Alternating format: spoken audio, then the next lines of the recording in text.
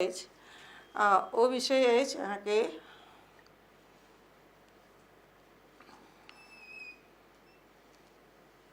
मैथिली काव्य भाषा में पारिस्थितिक नारीवाद लेखनक नव आयाम। तो पारिस्थितिक नारीवाद पर गप करती और श्रीमती डॉक्टर वंदना झा जे प्रखर वक्त्री छथि से अहाँ सब ओकर झलक देखिए लेलहुँ। और हिनका हम ऐसे पहिनो दिल्ली में एक बेर सुनने छियनि तो हिनकर गंभीरता के संग ई जे पारिस्थितिकी पर जे गप करती ओ पारिस्थितिकी पर से अहाँ सबके पहिनो भेट गेल है।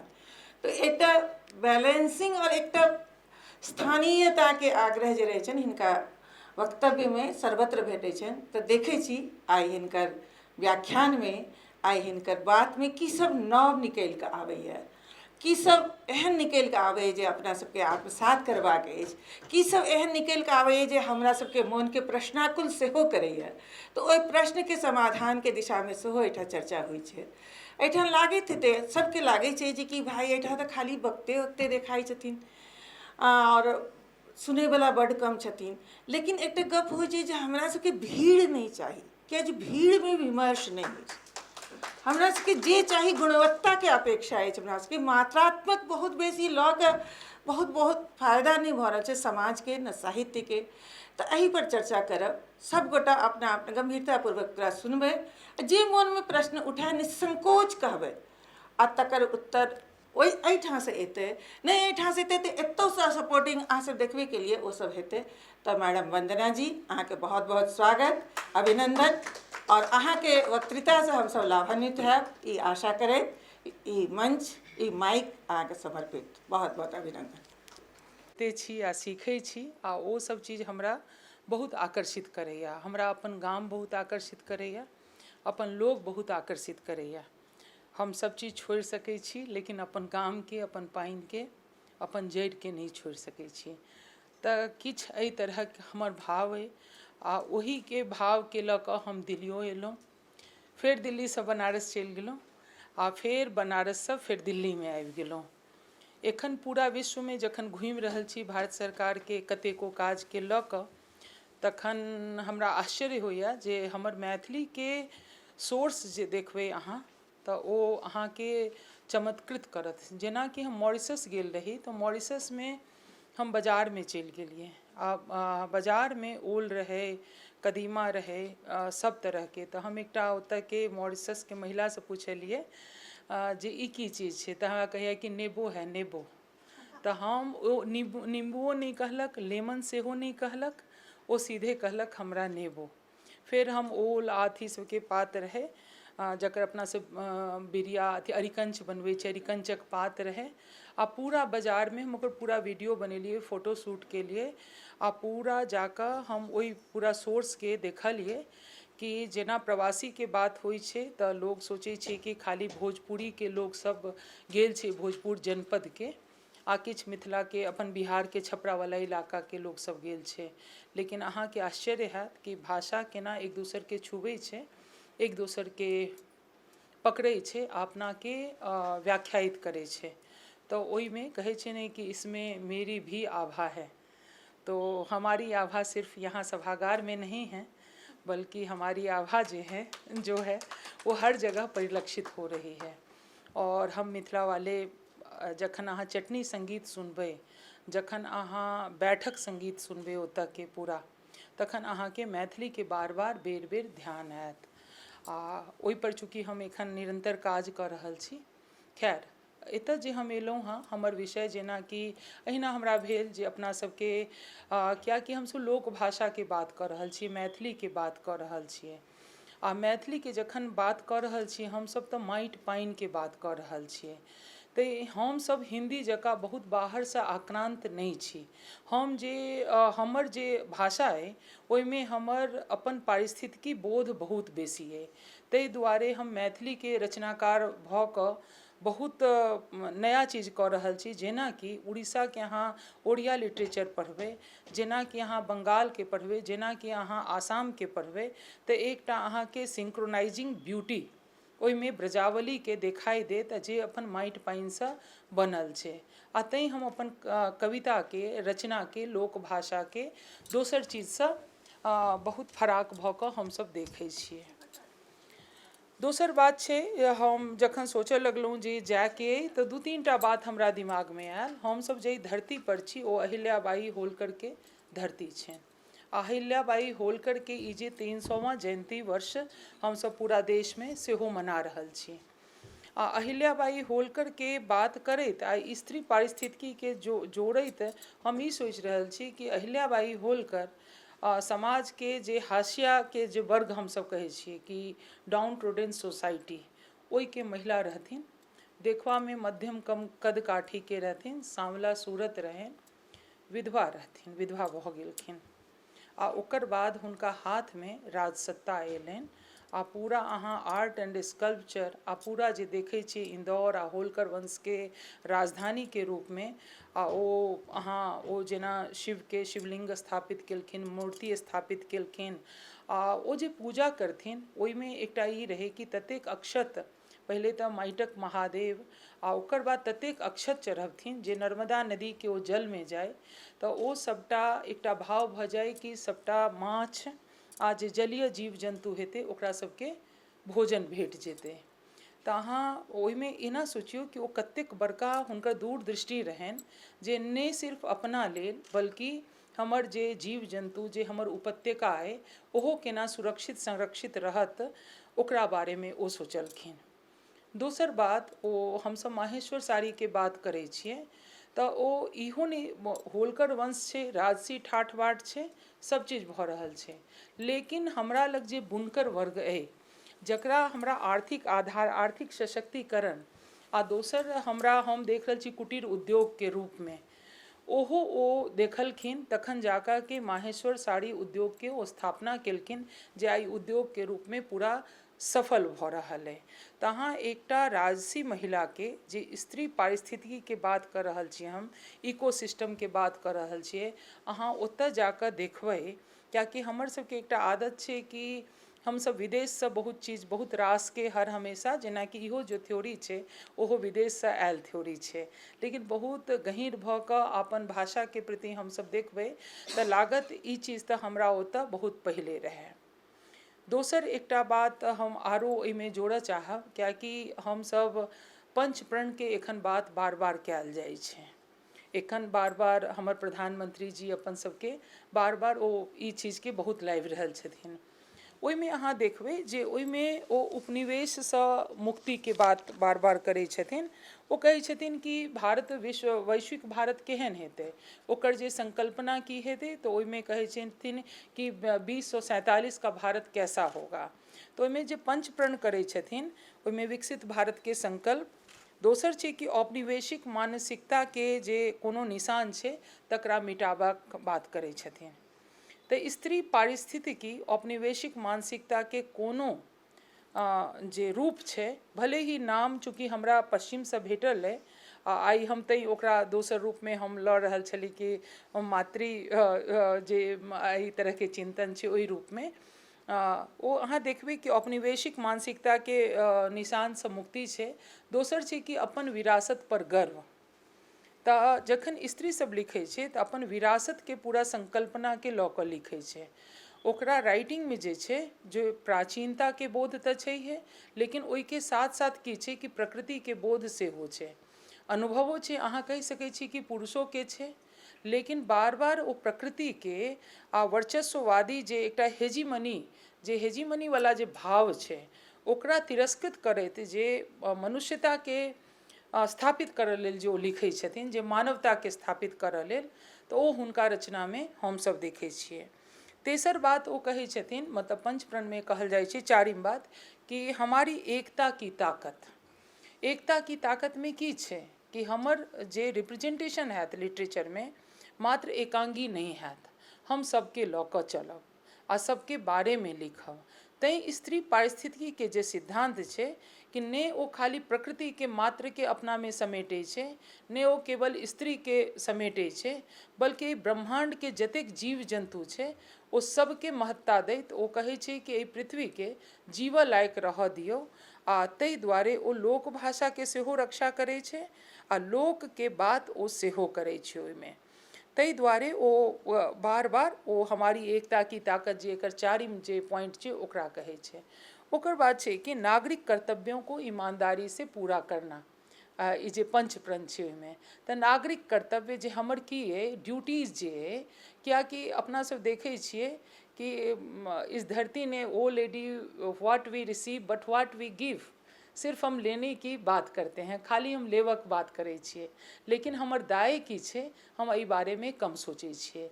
तऽ स्त्री पारिस्थितिकी जे छै ओ हमर अपन देनके बारेमे सेहो सोचै छै आ बार बार ओकर प्रयास होइ छै कि एहि धरतीके हम केना बचाबी। अपना शब्दके संसारके माध्यमसँ, एहन शब्दक संसार जाहिमे कछुआ रहै, साँप रहै, सब चीज रहै, बस बिट्टी रहै, बन रहै, प्रान्तर रहै, खेत रहै, डीह रहै, खेत पथार, पोखरि, गाम, मन्दिर, सब चीज रहै हमर दक्षल देवालो रहै, हमर डीहो रहै, हमर महारो रहै, हमर चिड़ै चुनमुनी रहै, आ फूल जे खसैत होइ ओकरो सुगन्धि हम लेने रही। तऽ एकटा ई जे बात जखन हम कऽ रहल छी तऽ ओहिमे हमरा एकटा आरो चीज लेल जा रहल छी, एहिसँ निकलल छै कि ग्रीन लैंग्वेजके बात आइ काल्हि हमसब सेहो करै छी, यानी कि हरित भाषाके बात हमसब से करै छिए।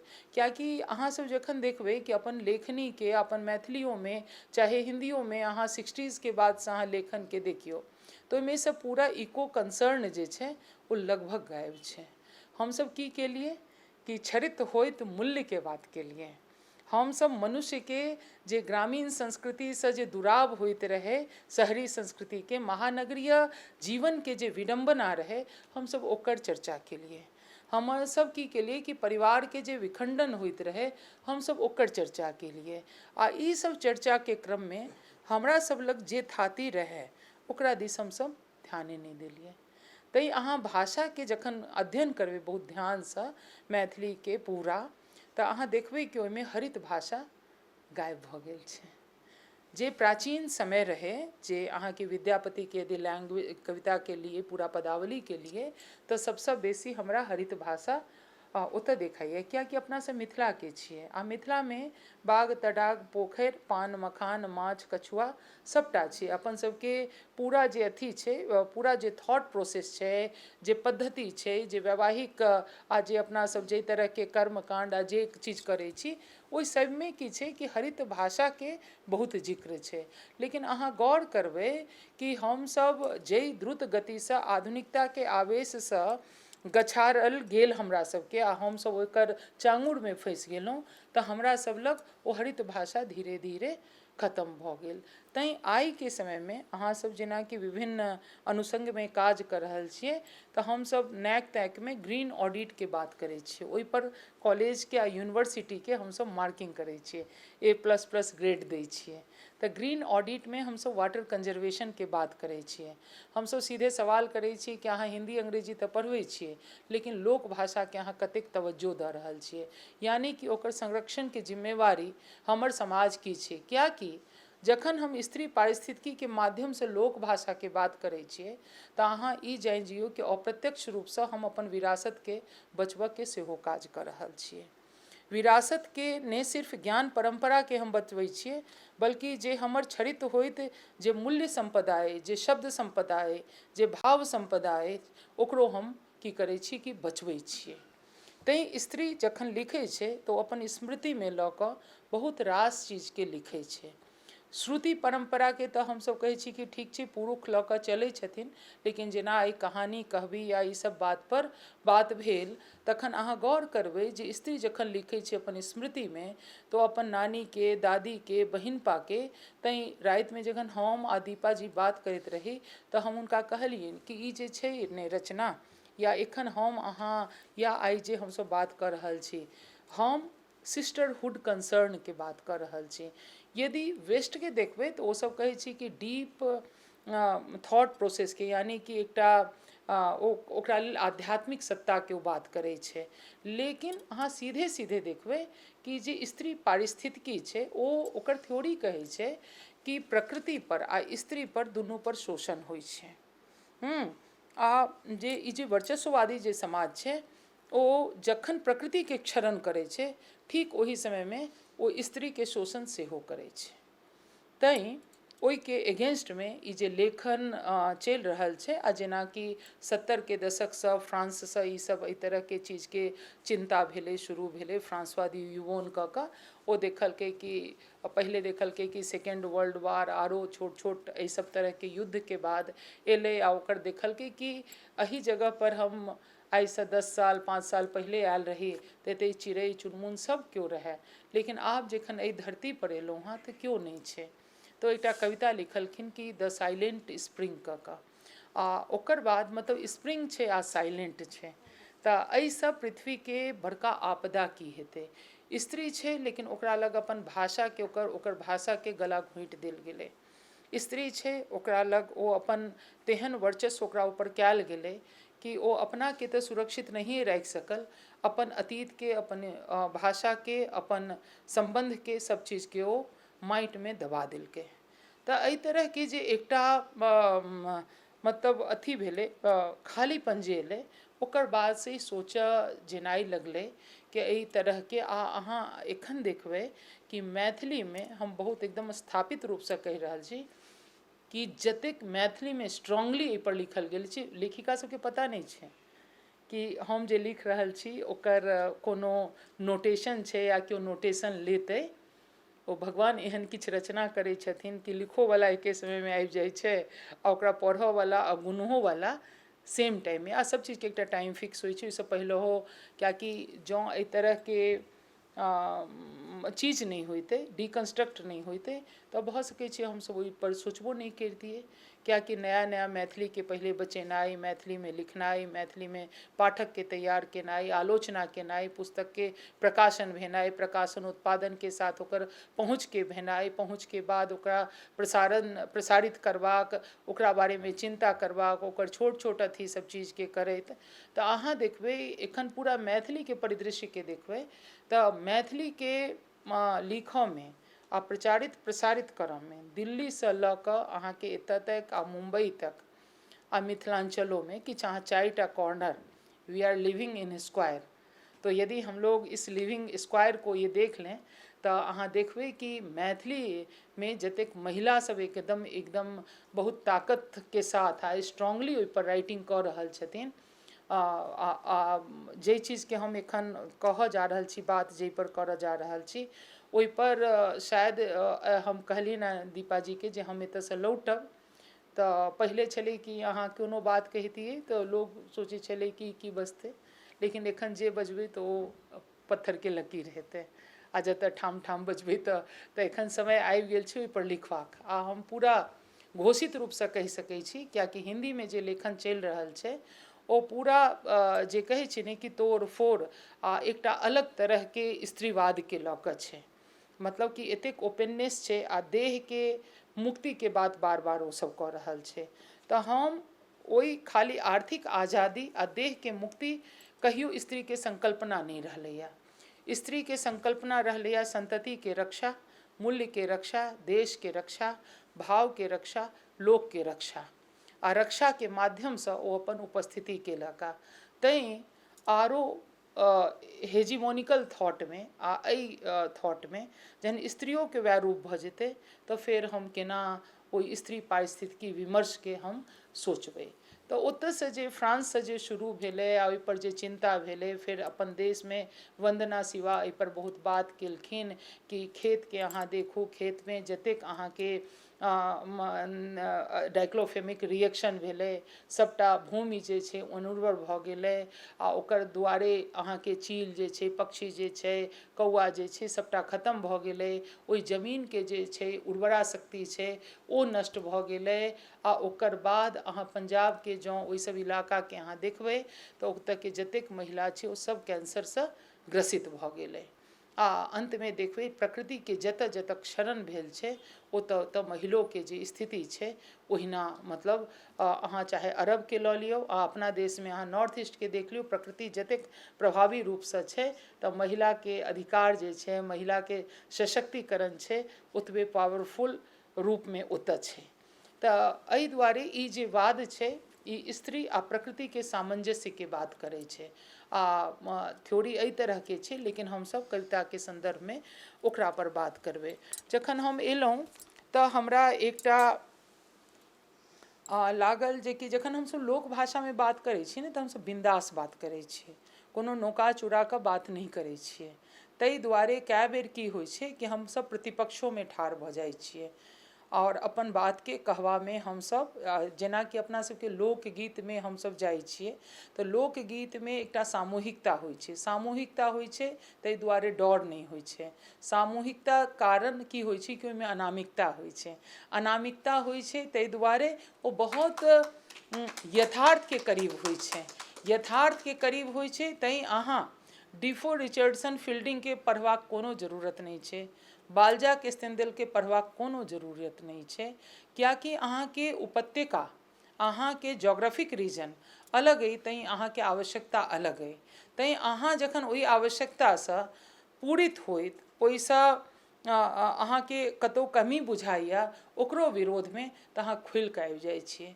तैं हमर जे लोक साहित्य जे छै, जे लोकगीत छै, ओहिमे अनामिकता के कारण की छै कि ओहिमे बहुत स्टाइलिस्टिक्स राइटिंग के हम सब बात नहीं करै छियै, लेकिन वो बहुत रियलिस्टिक राइटिंग होइ छै, ओहिमे बहुत यथार्थ के करीब होइ छै। समाज के जँ अपन समाज के सत्य के देखबाक छै तऽ ओकरा ओहि समाज के लोक में जेबाक आवश्यकता होइ छै। तैं अहाँ ओहि समाज के, ओहि संस्कृति के, तैं काल्हि बात करैत रहियनि तऽ हमरा पता, हम कहलियनि कि कोनो कला के कालजयीपन आ कालजीवीपन के हम सब बात करै छियै कि कोनो कला कालजयी किया होइ छै, मतलब कि बियॉन्ड अहाँ के लिमिटेशन, बियॉन्ड टाइम फ्रेम ओ किया चलैत रहै छै। आ कोनो कला, कोनो रचना जन्मल आ खत्म भऽ जाइ छै, ओहि के पाछा की छै, तो ओहि के पाछा या छै कला के कालजयी, जाबे तक ओहिमे मानवता के मूल्य हेतै, जाबे तक ओहिमे वैल्यू एडिशन हेतै, ताबे तक ओ कला की हेतै कि ओ दूर तक चलतै। आ ओ कला तखने जीवित रहतै जखन कि ओहिमे परंपरा के बोध हेतै। जाबे तक ओहिमे परंपरा आ इतिहास के बोध नहीं हेतै, तो हिस्ट्री आ ट्रेडिशन के बात नहीं हेतै, आ ओकर बाद इंडिविजुअल टैलेंट के बात हेतै। ई टी.एस. इलियट ई बहुत बड़का बात कहने छथिन कि ट्रेडिशन एंड इंडिविजुअल टैलेंट के बात कऽ कऽ, कियाकि जखन अहाँ अपन धरती से कटि जेबै, जखन अहाँ लोक से कटि जेबै, तो who are you to tell me anything, आप क्या बोल रहे हैं मुझे समझ में नहीं आ रहा है। हमर कनेक्टिविटी के एकटा तऽ सूत्र होबाक चाही, हमर बाग तराग, हमर धरती तऽ एकटा सूत्र होबाक चाही हमर परंपरा के, हमर इतिहास के गाथा लेल। हमर इतिहास के गाथा हमरा की करैया कि ओहि चीज से हमरा जुड़ैया। तैं जखन हमर ट्रेडिशन आ हिस्ट्री, ऐतिहासिकता आ परंपरा के ज्ञान हमरा रहैया, तावे तक हमर साहित्य की होइया, गद्यात्मक होइया। आ स्त्री के कविता में, स्त्री आ पारिस्थितिकी के कविता में धरती के गत्यात्मकता के साथ, ओकर ऐतिहासिकता के साथ, ओकर परंपरा बोध के साथ, कियाकि ई तीनों बात जे छै ने स्त्री के गहन दृष्टि के चेतना के परिणाम छै, आ ओकर रचना में ओ चीज दिखाई दै छै। तैं ओ की छै कि टाइमलेस छै, ओ टाइम बॉन्ड नहीं होइ छै। लेकिन जई रचना में जखन हम कहै छी कि कालजीवी कोई रचना है, तऽ 2 मिनट लेल मधुबनी के बस स्टॉप पर हम सब किताब खरीदै छी, उच्चैठ पहुँचैत पहुँचैत ओकरा ओही गाड़ी में छोड़ कऽ चलि जाइ छियै, कियाकि ओ 2 मिनट लेल सेंसेशन लेल होइ छै, ओकर बहुत सार्वकालिक ओकर उपस्थिति नहीं होइ छै। भले ही ओ मैथिली में होइ छै, कियाकि अहाँ के ने ओ ट्रेडिशन से जुड़ल है, ने अहाँ के ऐतिहासिकता से जुड़ल है, ने अहाँ के ओ इंडिविजुअल टैलेंट से जुड़ल है। कियाकि जखन हम इंडिविजुअल टैलेंट के बात करै छियै तऽ अपना सब संस्कृत में 3टा चीज के बात करै छियै कि अभ्यास आ प्रतिभा आ व्युत्पत्ति के बात करै छियै। कियाकि हमरा लग तऽ प्रतिभा अछि, लेकिन अभ्यास नहीं हैत तऽ ओकर कोनो मीनिंगलेस छै। तऽ हम फिर की करै छी कि अभ्यास करै छियै। आ स्त्री अपन मस्तिष्क में, अपन विन्यास में, अपन काज करबा में हमेशा ओ अभ्यासरत रहै छथि। आ ओकर बाद जखन हमसब कहै छी अभ्यास आ प्रतिभा आ व्युत्पत्ति, जखन अहाँ एकटा चीजके करै छियै तऽ ओ बाइफर्केट होइत रहै छै, ट्रिब्यूटरीज बनैत रहै छै, आ ओ जखन होइ छै तखन अहाँके जे रचना छै ओ नदीके जकाँ प्रवाहमान होइ छै आ सार्वकालिक भऽ जाइ छै, सार्वभौमिक भऽ जाइ छै, आ ताहि जाकऽ ओ देश कालसँ ऊपर भऽ कऽ ओ पारम्परिक रूपसँ अहाँके कालजयीपनके ओर अग्रसर होइ छै। तैँ जखन हम एहि तरहके पारिस्थितिक नारीवादके देखै छियै, पारिस्थितिकीके लऽ कऽ देखै छियै, नेचरके साथ देखै छियै, नेचरके बचबाके जद्दोजहद देखै छियै, जे एखन प्रकृतिसँ जुड़ल ओकर प्राकृतिक उपादान, ओकर मेटाफर रहै छै, ओकर इमेजेस रहै छै, ओकर बिम्ब रहै छै, ओकर प्रतीक रहै छै, तऽ ओ कविता बहुत गहीँरसँ अपन समाजसँ जुड़ल रहै छै। कियाकि जखन ओहि कवितामे ई तीनू चीज नहि हेतै तऽ एकर मतलब छै कि ओकरामे परम्पराके उपस्थिति नहि हेतै, आ तैँ जँ ओहि कवितामे परम्परा आ ऐतिहासिकता नहि हेतै तऽ ओ 2 टकाके ओ कविता हेतै, ओ तत्काल समाप्त भऽ जेतै।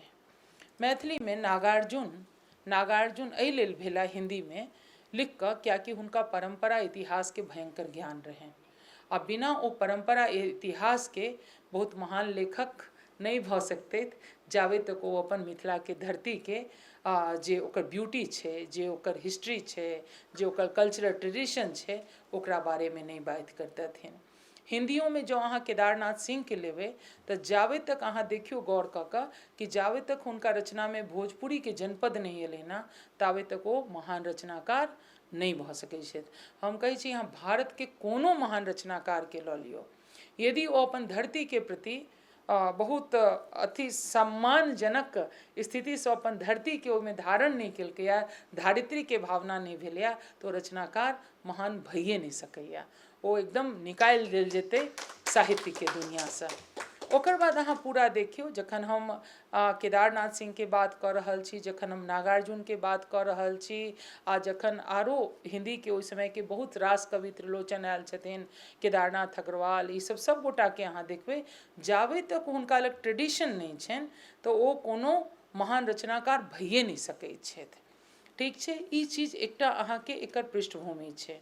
लेकिन लोकभाषाके आग्रह केहन छै कि अहाँ देखियौ कि कालिदासके संस्कृतके रचनाकार रहथि, विक्रमो वर्षीयमे आबऽ पड़लनि आ ओकर बाद अपभ्रंशमे हुनका रचना करऽ पड़लनि, कियाकि ओ सोचलखिन कि संस्कृतके एकटा फ्रेममे ओ बान्हि लेलखिन आ संस्कृतनिष्ठ संस्कृतमे पूरा कविता लिखलखिन। लक्षणके दृष्टिसँ, छन्दके दृष्टिसँ बहुत रचना महान भऽ सकैत छलै, लेकिन जाबे तक अहाँ लोकके आग्रहके स्वीकार नहि करबै ताबे तक अहाँके कविता बहुत महत्वपूर्ण नहीं हैत।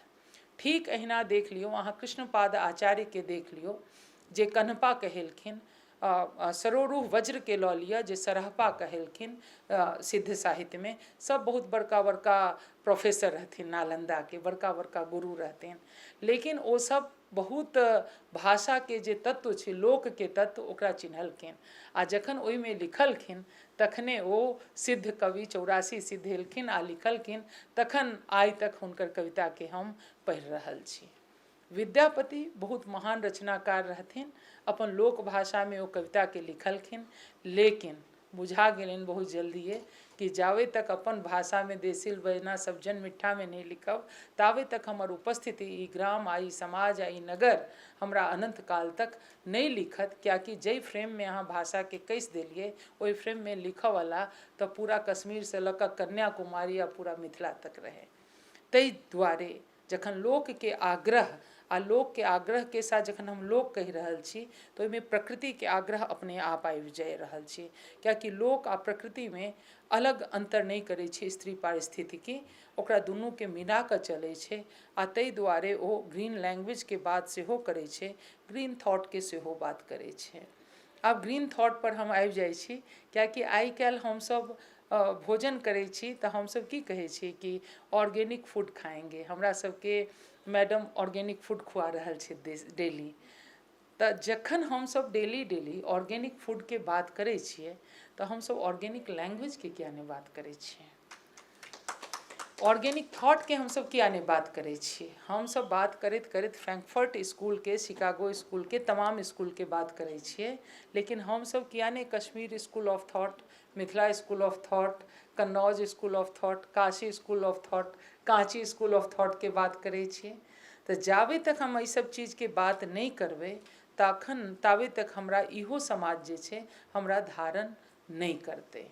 ताहि दुआरे जखन हम एहि थ्योरी के बारे में बात करै छिए, एहि चीज के बारे में बात करै छिए, हम बहुत एहिसँ पहिले शायद मैथिली के बारे में या मैथिली कविता के बारे में या मैथिली स्त्री कविता के बारे में शायद ई नोटेशन केओ एखन तक नहीं लेने छै कि स्त्री पारिस्थितिकी के, स्त्री लोक के, जे मिथिला के लोक के कविता के जे ओकर ट्रेडिशन के संरक्षण छै, जे सामा चकेबा पर कविता छै, जे अहाँके तमाम हम डोका सितुआ पर सबटा जे छै, जे एकटा मिथिला के जे मेटाफर, जे रूपक अहाँके आनि कऽ दऽ दैया, ओहिसँ पहिले कहियो लिखल नहीं गेल छै।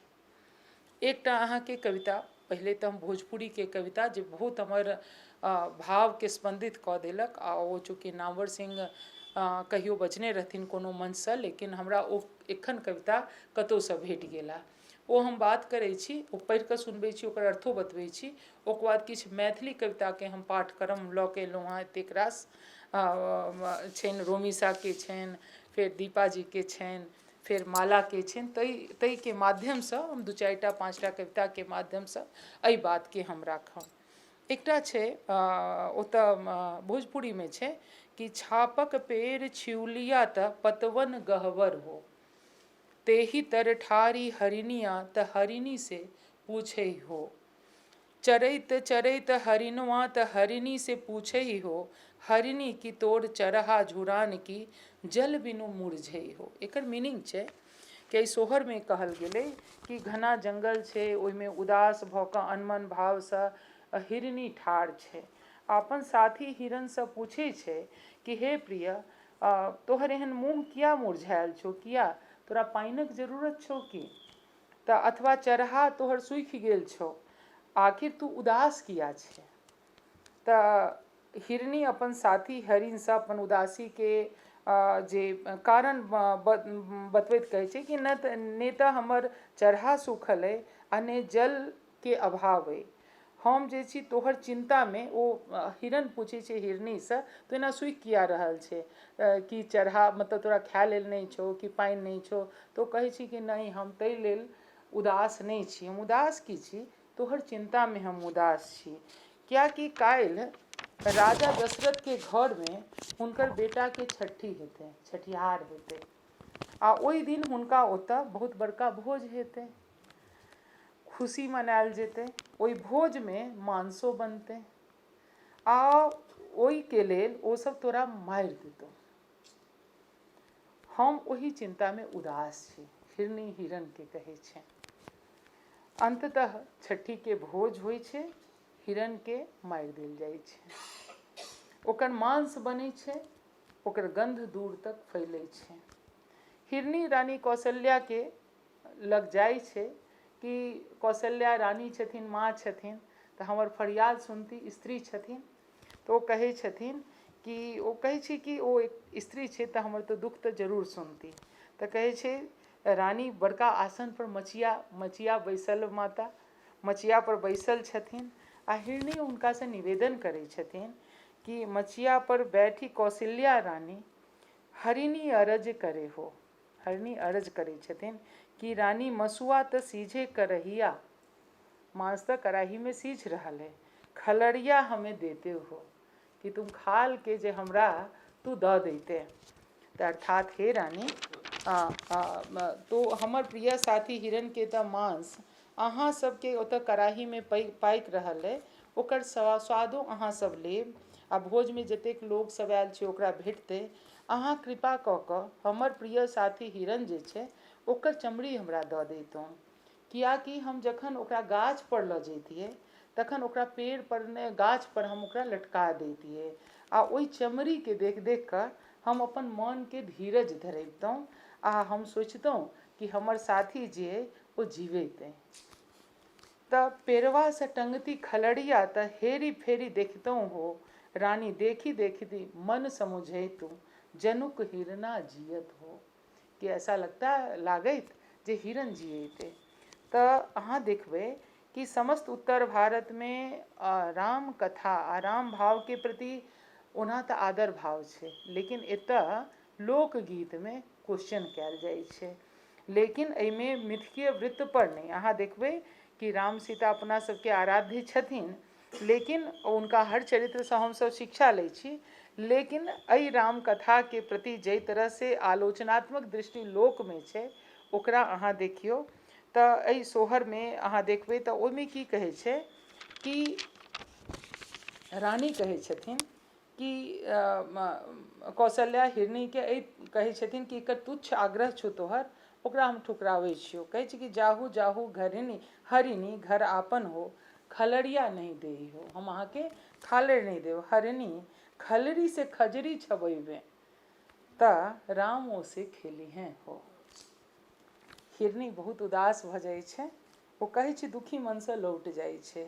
उम्हर अयोध्या में हरिन के चमड़ी से खजरी बनै छै, राम ओहिसँ खेलै छथिन, आ जखन जखन खजरी बजै छै हरिनी ओकरा अकानै छै, आ ओतै जहाँ के तहाँ ओ बच्चा खेलै छै आ हरिनी अकानि कऽ ओतऽ ठाढ़ रहै छै आर अपन प्रिय साथी हिरन के याद करै छै। जब जब बाजे खजरिया शब्द सुनी अकनैते, हरिनी ठाढ़ टेकुलिया के नीचे हरिनवा बिना बिसुरै हो। और निश्चित रूपसँ ई अहाँ एहि चीजके प्रति हम बतबैत ई कि कौशल्याके छवि जे छै एकटा संवेदनशील माँके छनि, दयालु पुत्र वत्सल भावके छनि, आदर्श माँके छनि।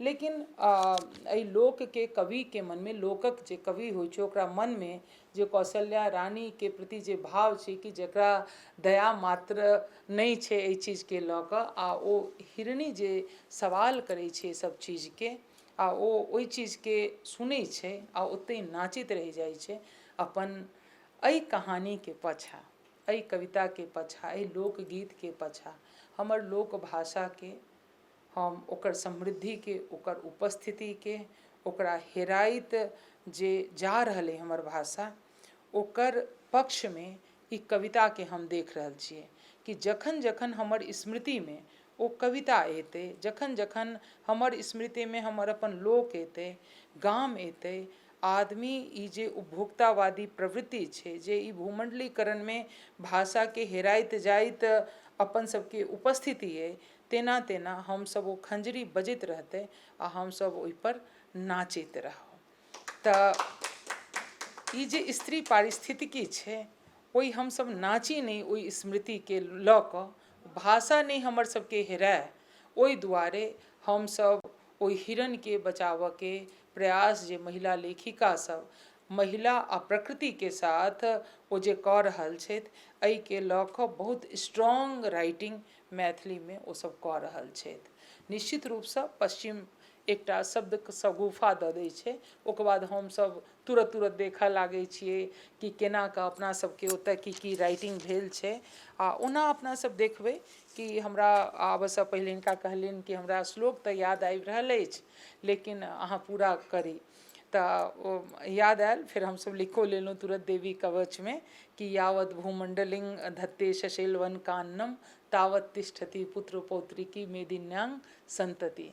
भगवती कहै छथिन कि तू तावे तक पुत्र पौत्रिकी के साथ, संतति के साथ निवास करबे, जावे तक तू एहि धारित्रीके धारण केने रहबे, ओकरा तू पानि बीज पानिके तू बचबैत रहबे, तावे तक हम तखन तक ई संततिके लऽ कऽ तो पूरा युग द्रष्टा बनि सकै छै, समयके या इतिहासके पार जा सकै छै आ किछु नया इतिहास बना सकै छै।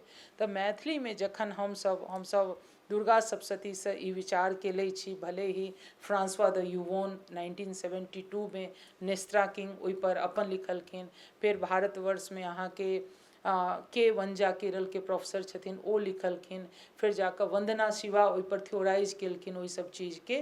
लेकिन अप्रत्यक्ष रूपसँ जखन देखबै तऽ राइटिंग स्किल जे छै या राइटअप जे छै नेचरके लऽ कऽ, धरतीके लऽ कऽ, माटि पानिके लऽ कऽ, अपना ओतऽके स्त्री बिना ई सब आलोचनात्मक मानदंडके जनने, बिना एहि सब चीजके बारेमे सोचने, ई हुनका भाव कतौ ने कतौ से प्रताड़ित कऽ रहल छनि, तैँ अहाँ एखन के जतेक राइटिंग देखबै मैथिली में जतेक विमेन राइटर सब छै, आ तही दुआरे हम कनी सरों में देखै छियनि ओ चीजके, कियाकि ओकर नए दृष्टिसँ जँ व्याख्या कयल जेतै अहाँमे सामाक पौतीमे सेहोमे छै आ सिनुरहार कहानीमे सेहो छै। लेकिन एकटा जकर बाढ़ि एनाइ कहै छै जे ओहि पूरा रचनामे छै, ओ स्त्री रचनाकार जे छथि या मैडमके जे उर्मिला पर एखन लिखलखिन हँ, आ उर्मिला जे छै ओ बहुत बड़का कलाकार छथिन, ओ बीना बजबै छथिन, ओ पेंटिंग करै छथिन, ओ बनेमे रहि जाइ छथिन। ओ कहै छथिन जखन हमर जे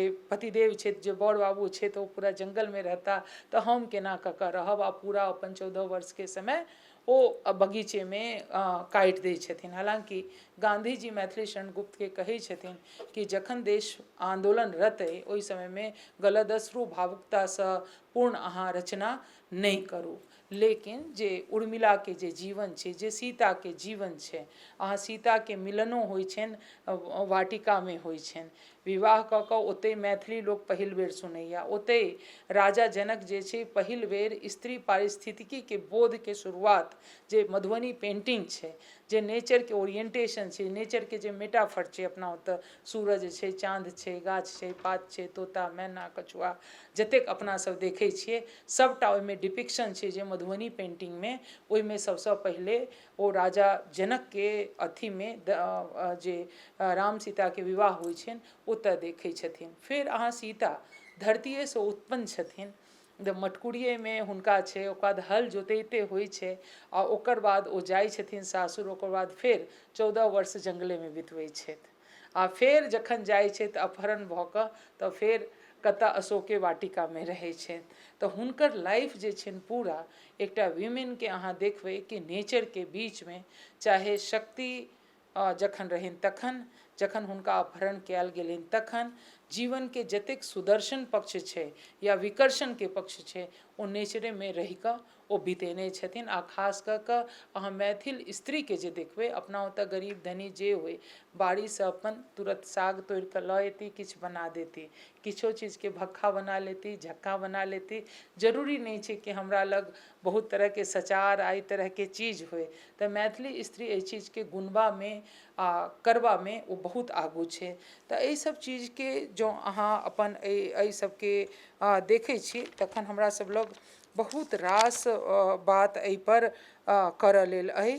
आ एहि दुआरे हमसब पर्यावरणके लऽ कऽ आ कलाके कालजयीपन आ कालजीवीपनके बात लऽ कऽ किछु किछु बात, हँ एहिमे एकटा हमरा याद आबि रहल अइ, चूँकि हम टी.एस. इलियटके बात केलहुँ, आ टी.एस. इलियट चूँकि भारतमे पढ़ने रहथि, भारतेमे हुनकर संस्कृतके गुरु रहथिन, तऽ जखन ओ वेस्टलैंड लिखै छथिन आ ओहि वेस्टलैंडके जखन अंत करै छथिन, तखन ओ कहै छथिन कि दा दा दा दत्ता दयध्वम दमयतके बात करै छथिन।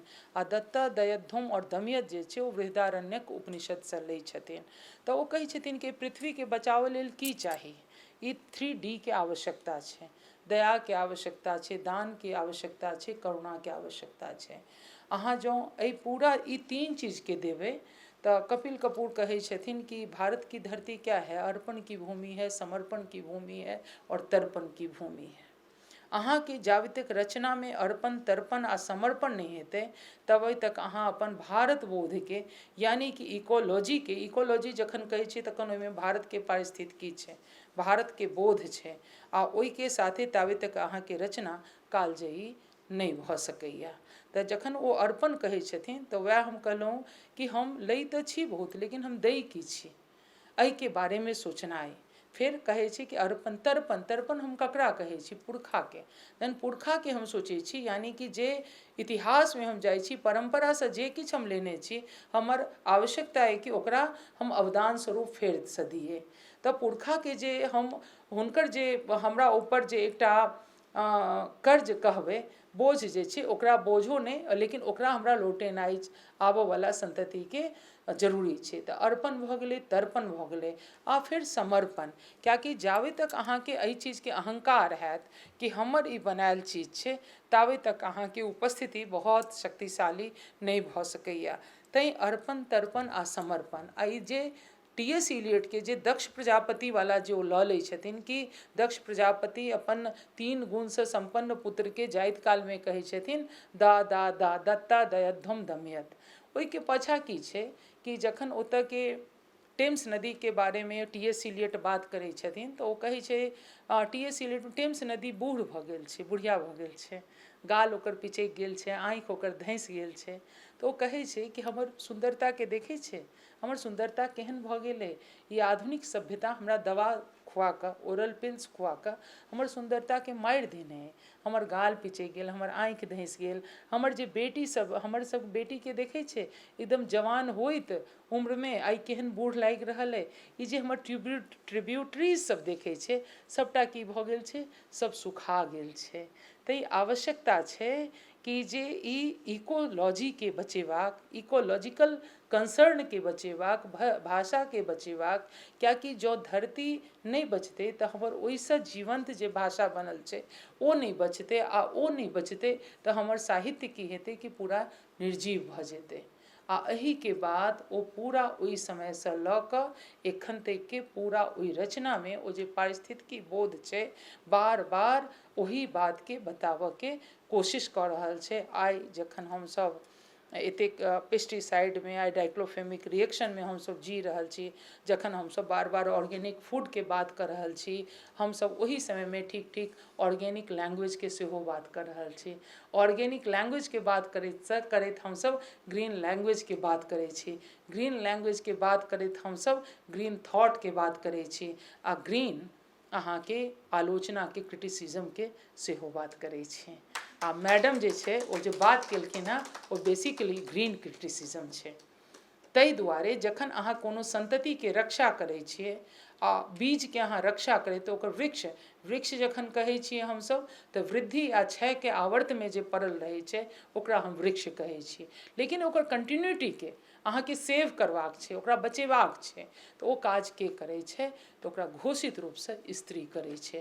आ स्त्रीमे ई क्षमता छै चूँकि ओ गर्भधारण सेहो करै छै, ओ बच्चाके संततिके हम सब जतेक गोटा उपस्थित छी हमसब अपन माँके गर्भसँ आयल छी, आ ओकर बाद हम ओहिसँ पूरा परम्पराके हमसब लऽ कऽ चलि रहल छी। तैँ आब आवश्यकता मैथिलीके आ खास कऽ कऽ सीताके धरतीके ई भाषा छै, जनक जीके भाषा छै, विदेहके ई भाषा छै, तिरहुताके जकर धरती पर हमेशा आहुति आ जे मिथिलासँ जे मंथन शब्द आयल छै ओहि जगहके भाषा छै। तैँ अपन सबके दायित्व जे माटि जे छै कुम्भमे जे पड़ल माटि छै ओकर रक्षा लेल हमरा सबके एहि चीजके चिन्तन करबाक आवश्यकता अइ। आब हमसब चूँकि एहिपर बात भऽ गेल तऽ आब किछु कविताके जरिए हम एहिपर बात करब आ ओकर बाद अपन बातके फेर हमसब चर्चा करब। जेना सबसँ पहिले हम रोमिसाके कविताके लऽ लेलियै ने, एकटा हुनकर कविता छनि अन्नपूर्णा, कियाकि कविता सुनायब आ ओकर बाद ओ लिखलखिन अन्नपूर्णा कवितामे कि ओ सब स्त्री जे अपन मुट्ठीमे भरैत चाहैत छल प्रेम, अपन कलममे भरि गुलाबी रंग लिखै चाहैत छल जीवनक पन्ना पर अपना लेल कोनो प्रेम गीत, मौनक आँचर पर चानक इजोरियामे अदौसँ छिड़ियाबैत रहल अछि एहन प्रेम पत्र सब जे कहियो कोनो स्त्री लिखलक हवा पर सूरजक विरोधमे एकटा बतहियाक प्रेमक भाषामे जकरा स्वयं चान करुण हास्यसँ इतर कहाँ बुझि सकल किछु। कहियो कियो कहाँ पुछलकै ओहि स्त्रीसँ कि कोन दुख ओकर मोनक अन्हारमे पूसक जाड़ सन जड़ पड़ल बनयने रहल ओकर देहके ठंढा माउस। किनको कहियो ई सुधि कहाँ रहलै कि एहन निष्कंप शिखा बनि अपने ही इच्छाके बाती बना ओ कोना पसारैत अछि भरि आंगन इजोत। एहन स्त्री सब जे शारदा, लक्ष्मी, रति, पार्वती रहितहुँ बनल रहल मात्र अन्नपूर्णा आ परसैत रहल सब लेल प्रेम। जँ कहियो कखनहु मोनक पेनीमे आकांक्षाक पाँखि फड़फड़ाबय लागल आ ओ अदृश्य स्वप्नक पाछाँ भागैत निन्नमे कोनो नदीक नोर बनि भिजा लैत अछि अपन देह आ मौन ओहि बाढ़िमे डूबयसँ बचय लेल हेरैत आसमानक चानके गाबय लागल होय कोनो व्याकुल प्रेमक गीत। तखन ओकर शब्द शब्द छिड़िया जाइत अछि सिंगरहारक फूल जकाँ धरती पर, आ ओकर सबटा अर्थ के ओ सब समेट लैत अछि। भोर होइतहि पुनः अपन आँचर में भगवतीक सीरा परहक फूल जकाँ ई सत्य बुझैत जे ठीके जीवन होइत अछि प्रारब्ध कष्टप्रद, बहुत कष्टप्रद, गृहस्थ धर्मक पालन देह धर्मक विरोध में। अहाँ के ई स्त्री पूरा सृष्टि के बात करै छै, ओ देह धर्म के खाली बात नहीं करै छै, देहक आवश्यकता के ओ निगेट करै छै। ओकर बाद ई पृथ्वी पर जे बिखरल चुनल फूल सब छै ओकरा ओ बचावऽ के कोशिश करै छै, अपन उपस्थिति के अपन बहुत रास संभावना के बाद वो अपना आप के बचबै छै। तऽ बहुत रास कविता छै, लेकिन एहिमे से एकटा ई कविता लेलहुँ हँ। आ फिर एकटा दीपा जी के राति में हम देखलियनि ओ पूरा शतपत्री, हम रिक्वेस्ट केलियनि कि प्लीज हमरा मंगा दिअ। हमरा मतलब कि एतेक वंडरफुल ओ कविता छै। पहिले छै कि ओ तऽ सबसँ बकुलक गाछ तर छै, पहिले कविता छै। उज्जर उज्जर फूल झड़ि रहल, हम अपन नुआक आँचर में एक एकटा फूल बीछ राखि रहल छी। हम जतेक समटैत छी ओतबे फेरो फूलक पथार लागि जाइए। हम ऊपर गाछ दिस तकैत छी, बुझायल एकटा उन्मत्त कियो गाछक ठाढ़ि पर बैस ओकरा जोरसँ झमारि रहल। हमरा देखितहि ओ पातक बीच नुका गेल। ध्यानसँ देखलहुँ तऽ ओ कोनो मनुख नहि छल, तखन कि देव वा कोनो। सुनैत रही खिस्सा जे यक्ष सब अहिना गाछ पर बैसल मनुष्यक इच्छा पूर्ति करैत छथि, तावत पुरवाक झोंकसँ पात हिलय लगैए। हम ओकर चमकैत दुनू आँखि में देखबाक चेष्टा करैत छी, ई की समुद्रक अथाह ज्वार देखा रहल, लहरक उत्ताल तरंग हमरा अपना दिस बजा रहल, एकटा नव बाट हमरा आगा स्वतः बनैत जा रहल। हम आँचर में भरल बकुलक फूल के छिटने जा रहल छी, बाट के मौने मौने प्रणाम करैत छी, संगहि आग्रह जे एकरा सम्हारि कहिना रहय देब, जाहिसँ घुरबाक बाट हम नहि भूतियाई। आब ई जे नहि भूतियाई छै ओ की चीज छै? बकुलक बाट, बकुलक फूल की छै? ई सभ्यता के कहानी छै, संस्कृति के कहानी छै जे हमरा ऊपर चुभि रहल अइ, जकरा हम आँचर में सम्हारि रहल छी। आ हम जा रहल छी विकासक गति पर, लेकिन हम ओकरा पगडंडी पर पसारने जा रहल छी जे हमरा लौटबाक अइ अपन घर में साँझसँ पहिले।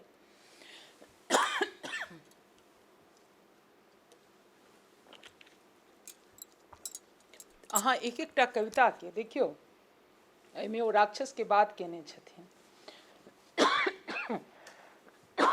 ई ब्रह्म राक्षस के छै से अहाँके देखबाक अइ। ई आधुनिकता छै, ओ केना हमरा ऊपर काबिज भऽ रहल अइ, ई सब बहुत महत्वपूर्ण। एकटा बहादुर कविता आरो पढ़ै छी।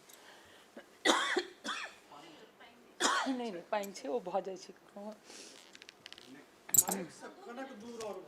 नहीं नहीं ठीक छै, ओ हमरा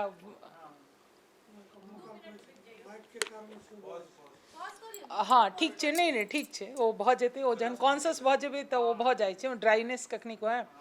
जेना बहादुर कविता छै, देखियौ बहादुर जे छै ने, कहल जाइ छै जखन पृथ्वी जे छै दूटा चीज, बहादुर आ एकटा कॉकरोच, तिलचट्टा, आदिम युगसँ छै।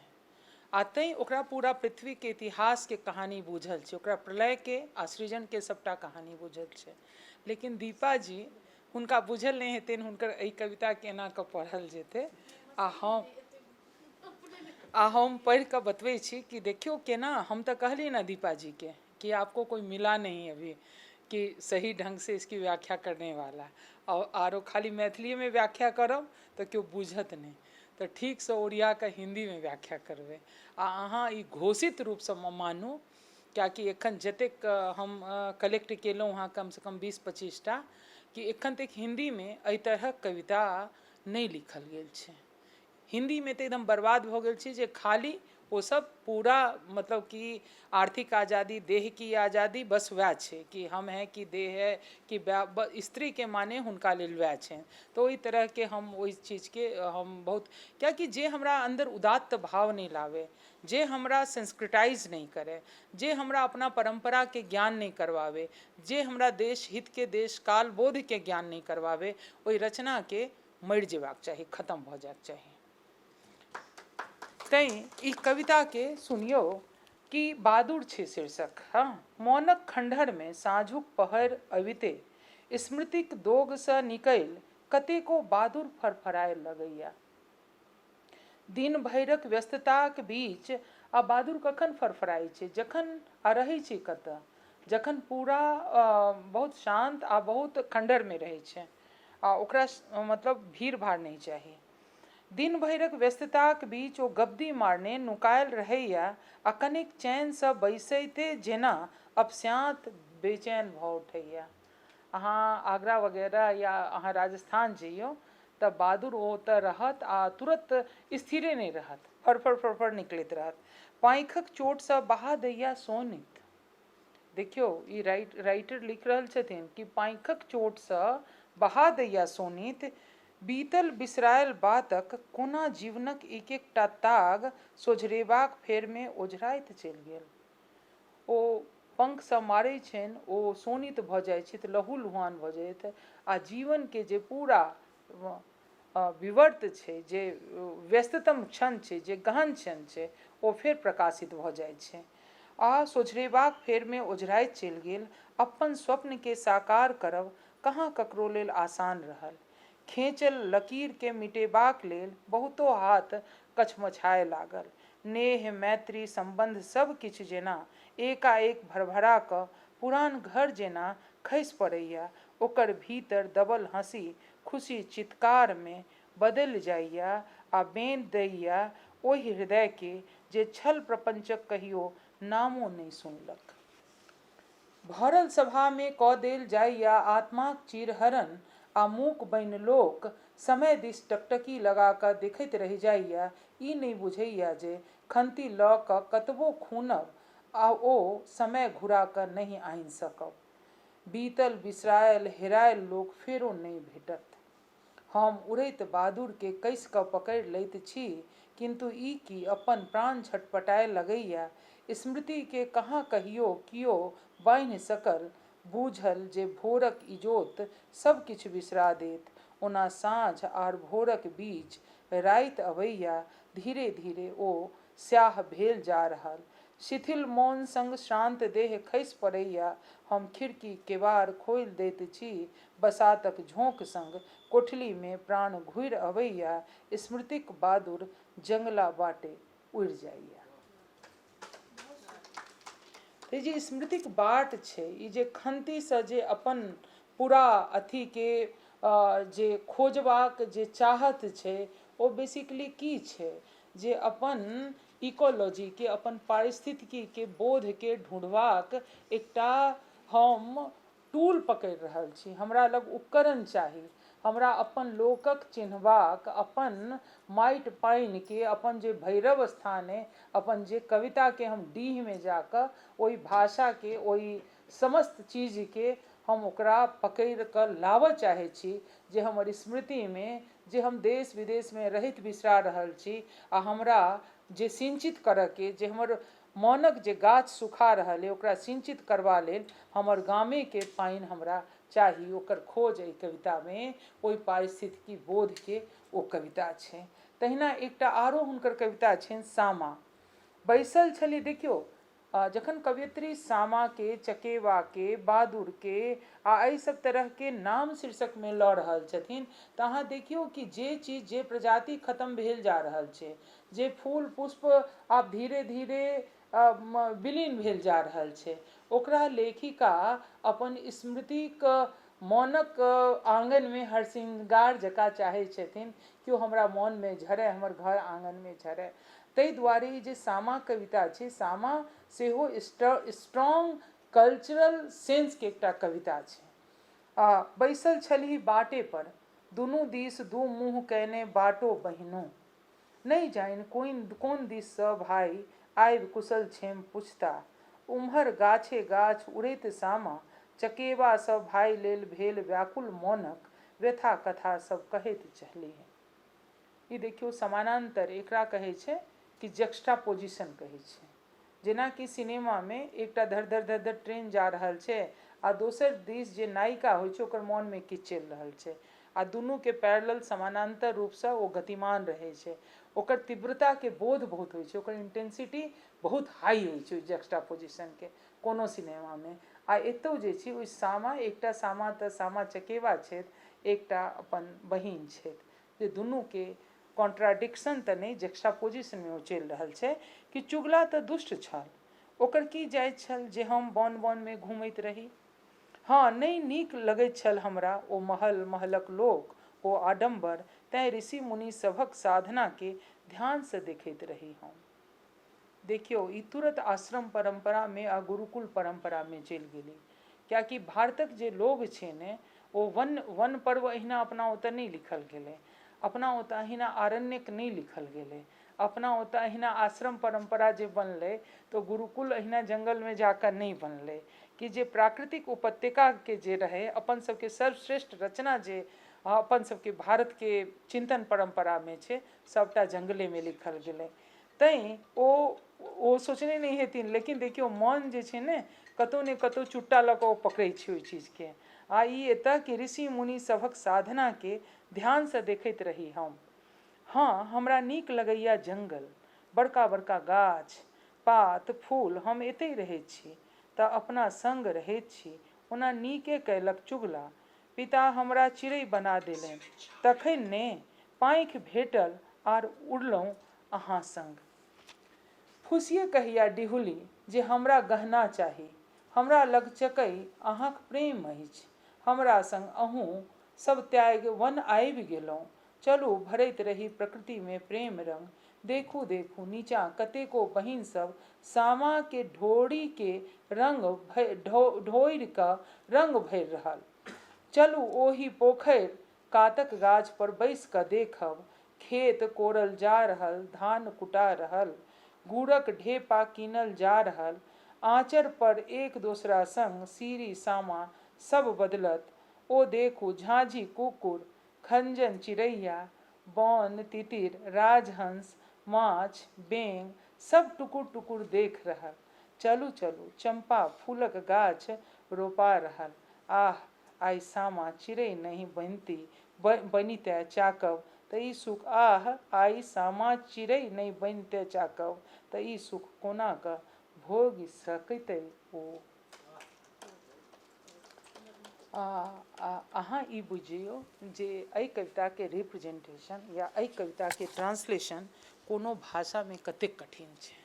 के बतेतै कि श्यामा चकेवा के छै, के बतेतै कि रे चुगला तोहर ई की बाइन औक बाइन बौक बाइन आ तोहर गिरलो निछक्के पाइन।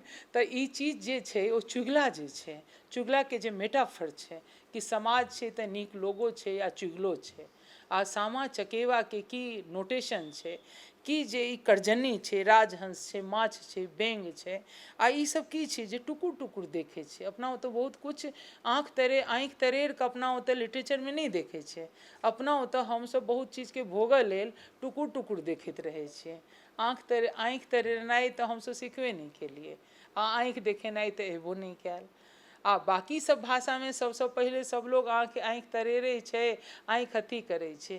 तऽ अहाँ एतेक सुकोमल भावना के अहाँ अपन संस्कृति के जे प्रतीक चिन्ह सब अइ ओकरा माध्यम से एकटा स्त्री के अस्तित्व के, स्त्री के पर्यावरण के बचावऽ के अपन कविता में ओहि चीज के रिस्पॉन्सिबिलिटी के ओकरा स्वीकार करबाक, ओकरा नोटेशन लेबाक अहाँ के कतऽ देखा रहल अइ।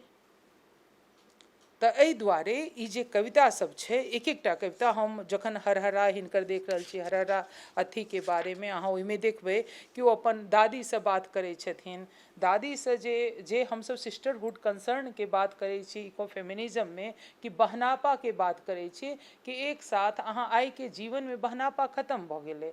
जे अपना सबके जतऽ पोखरि पर बैसिए तऽ औरत सब बैस कऽ बहुत देर बैसे आ बहुत तरह के बात करे, ठीक छै ने। अपना सब लाई ताई जे बने ओतऽ लोग बहुत बात करे, आँच अथी आगि जे अब दोसर के घर से अथी मांगि के हम एक दिन नाम याद पाड़ैत रही, हमरा बिसरा गेल, कथी ओकरा कहै छै, नहीं नहीं नहीं गोईठा में आगि नहीं मांगि के लबिए ओकरा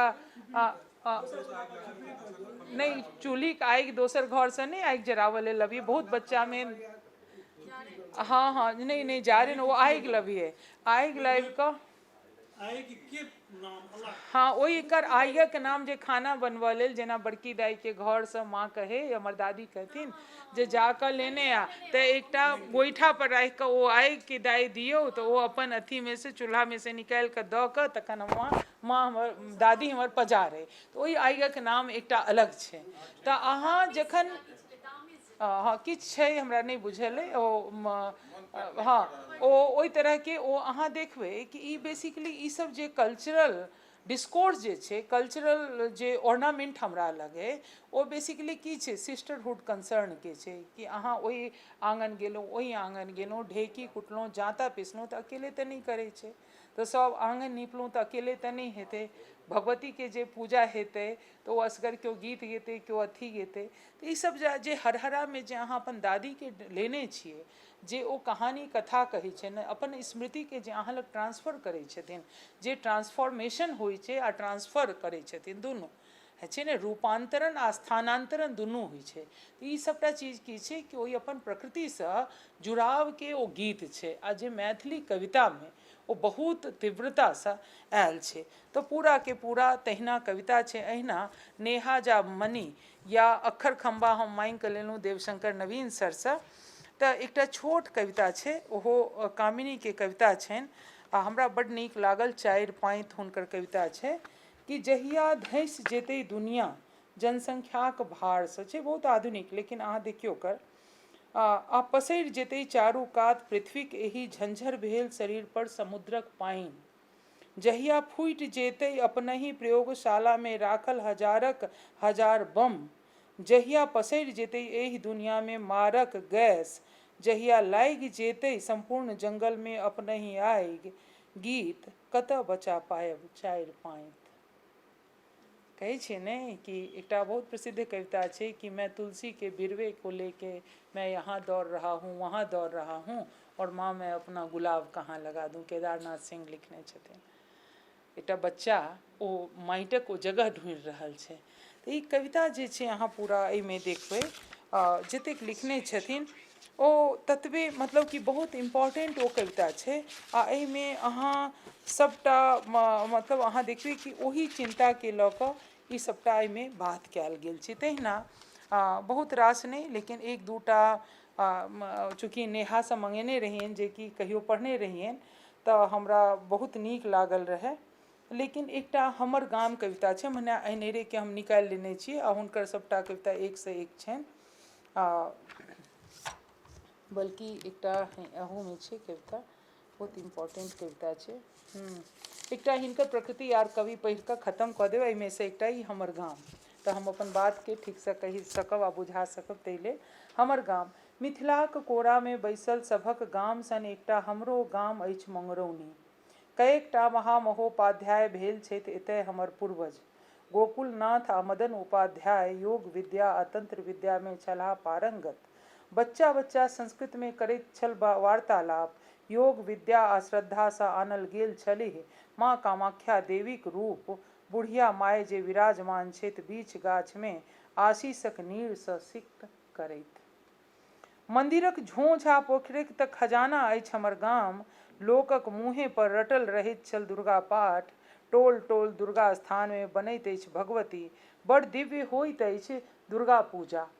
पहिलुक जमाना में बनैत छल मंच, बाबू कक्का सब करैत छलाह नाटक में अभिनय, हमरो गाम में अछि सभक गाम सन खेत पथार गाछी कलम, कलम में मचान, जतय होइत छल चरवाहाक पराती, झिझियाक नाच, कौआ डाक सँ पहिनहि मंदिरक घंटीक स्वर सँ टूटैत छल लोगक निन्न, एतय सँ ओतय सरदर छल सभक दलान, नहि छल लोकक मध्य कोनो बन्धन, काकी सब खाथिन अपना आंगन, हाथ सुखबथिन दोसरा आंगन, पैंचक दूध पर नित बनैत छल भोरुका चाह, कतौ अगिलग्गीक भनक होइते डोल लोटा घैला लऽ कऽ भगैत छल समुच्चा गाम।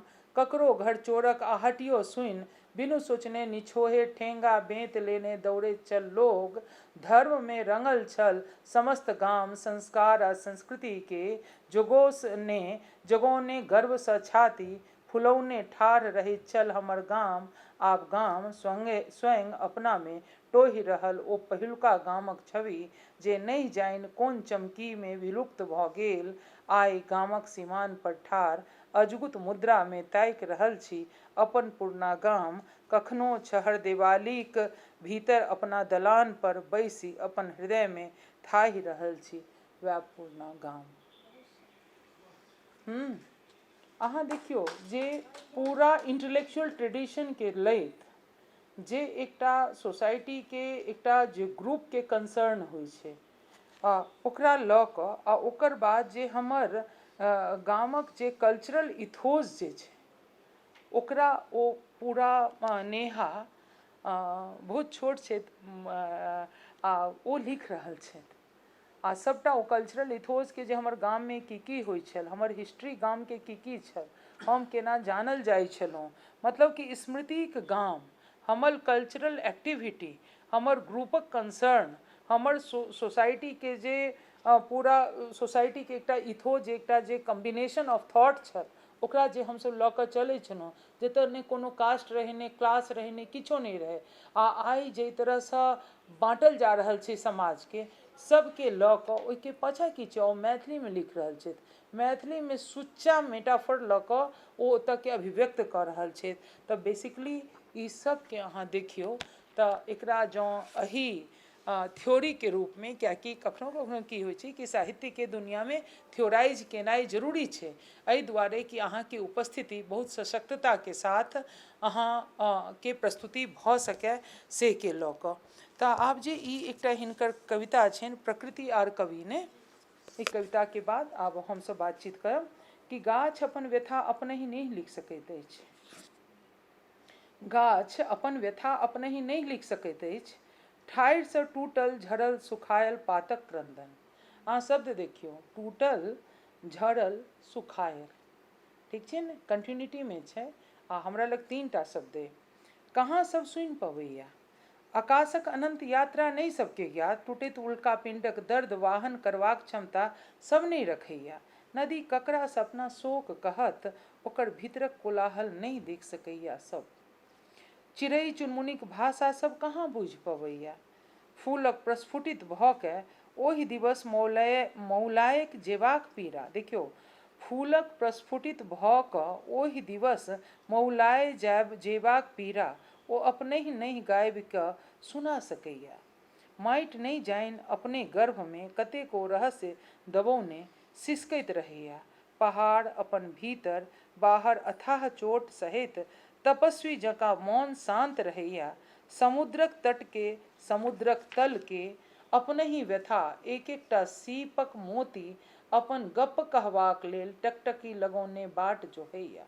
हजारक हजार भाषा अछैतो, हजारक हजार भाषा अछैतो सब मनुख अपन मौन, अपन भीतरक ज्वार ने बाँटि पबैया। चुटायल आत्माक क्रंदन सब नहीं सुनि सकैया। कवि के होयब तऽ आवश्यक, कविता लिखब तऽ अनिवार्य। तऽ ई जे कविता जे छै प्रकृति आर कवि, जे धरती के धारित्री के अंदर जे धारण पृथ्वी केने छै, जे गाछक डारि डारि पर आ पात पात पर जे खिस्सा कहानी छै ओ के लिखतै। ओ एकटा स्त्री जखन लिखै छै तऽ ओ एकटा मातृभाव ओकरामे तऽ होइते छै, एकटा बहिनक भाव होइ छै, एकटा प्रकृतिके संरक्षणके भाव होइ छै, आ ओ चीज देखैया जे पुरुष नहीं देख पाबैया। तैं ओ सिलबट्टाके नीचाँक कोनो जे गाछ निकलि आबै छै तकरो देखै छै आ ओकरो ओतबे भावनासँ ओ प्रेषित करैत छथि कि जतेक कोनो विशाल मन्दिराचल पर्वतके ओ बारेमे लिखैत छथि। तैं हुनका जे एकटा जे एकदम होराइजेंटल या वर्टिकल दुनू फ्रेममे ओ अपन रचनाके राखैत छथि, तैं स्त्री पारिस्थितिकी के आवश्यकता या जे तरह से लिखल जा रहा है ओ पृथ्वी के बचेबाक जे प्रयास भ रहल छै और पृथ्वी के बचेबाक प्रयास में जे हम रूपक बना रहल छी, जे बिंब बना रहल छी, जे भाषा बना रहल छी, ओ ग्रीन कंसर्न के भाषा छै, हरित आभा से प्रसरित ओ भाषा छै। एकरा बचेबाक आ एकरा पढ़बाक बहुत आवश्यकता छै। धन्यवाद। एकल व्याख्यान रहे।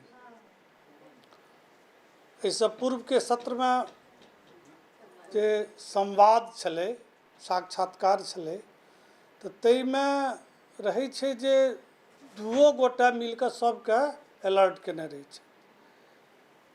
एहि कात बैसल छथि वंदना जी, तऽ हिनकर बाध्यता छनि जे हिनका अपन पक्ष राखऽके छनि, तऽ के की कऽ रहल छै हुअ दियौ। आ भोजन कऽ कऽ हमसब आयल रही, ओहोमे सुरुचिपूर्ण भोजन, से हमरा बम्बईसँ सूचना भेटल रहए। वैद्य जी एहि बातके प्रचारित कऽ देलखिन जे दीपा जीके आतिथ्य जे छनि से एकदम मिथिलांग छनि। आहा हा, एकरा अथी नहि करियौ।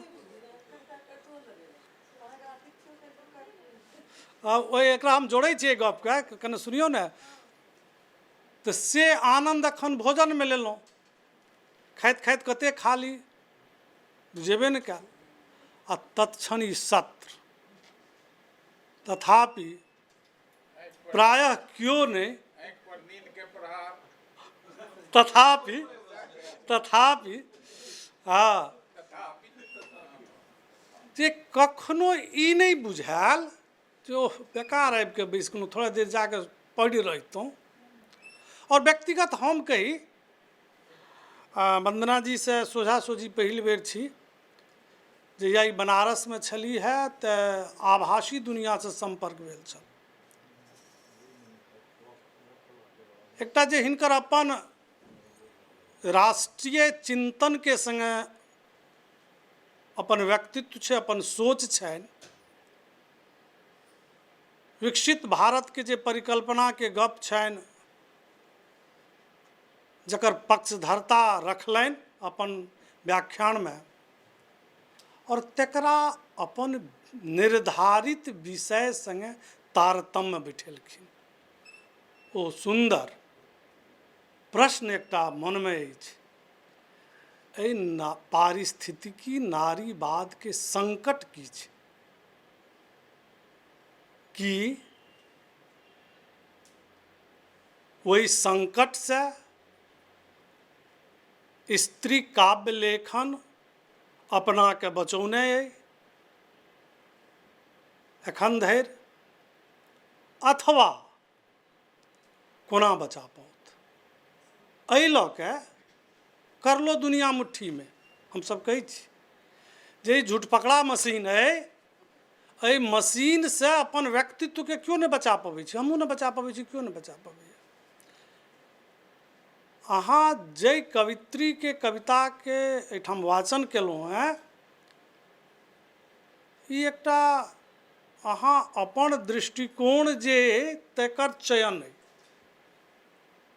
मुदा जै दिस अहाँ संकेत करैत रहलियै हिंदी साहित्य के गप करैत, हमरा जतबा देखल सुनल अइ, मैथिली में सेहो ई लसेड़ लागल अछि।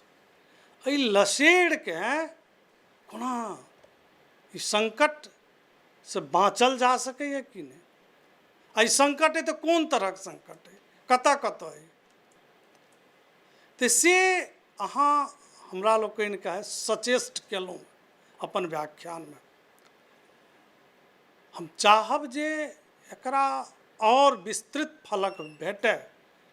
ई व्याख्यान के जे छै अवसर विशेष केवल मंथने धरि नहीं, एकर आन जे प्लेटफॉर्म छै, ताहि प्लेटफॉर्म के माध्यम से एहि चिंतन धारा के व्याप्ति हेबाक चाही।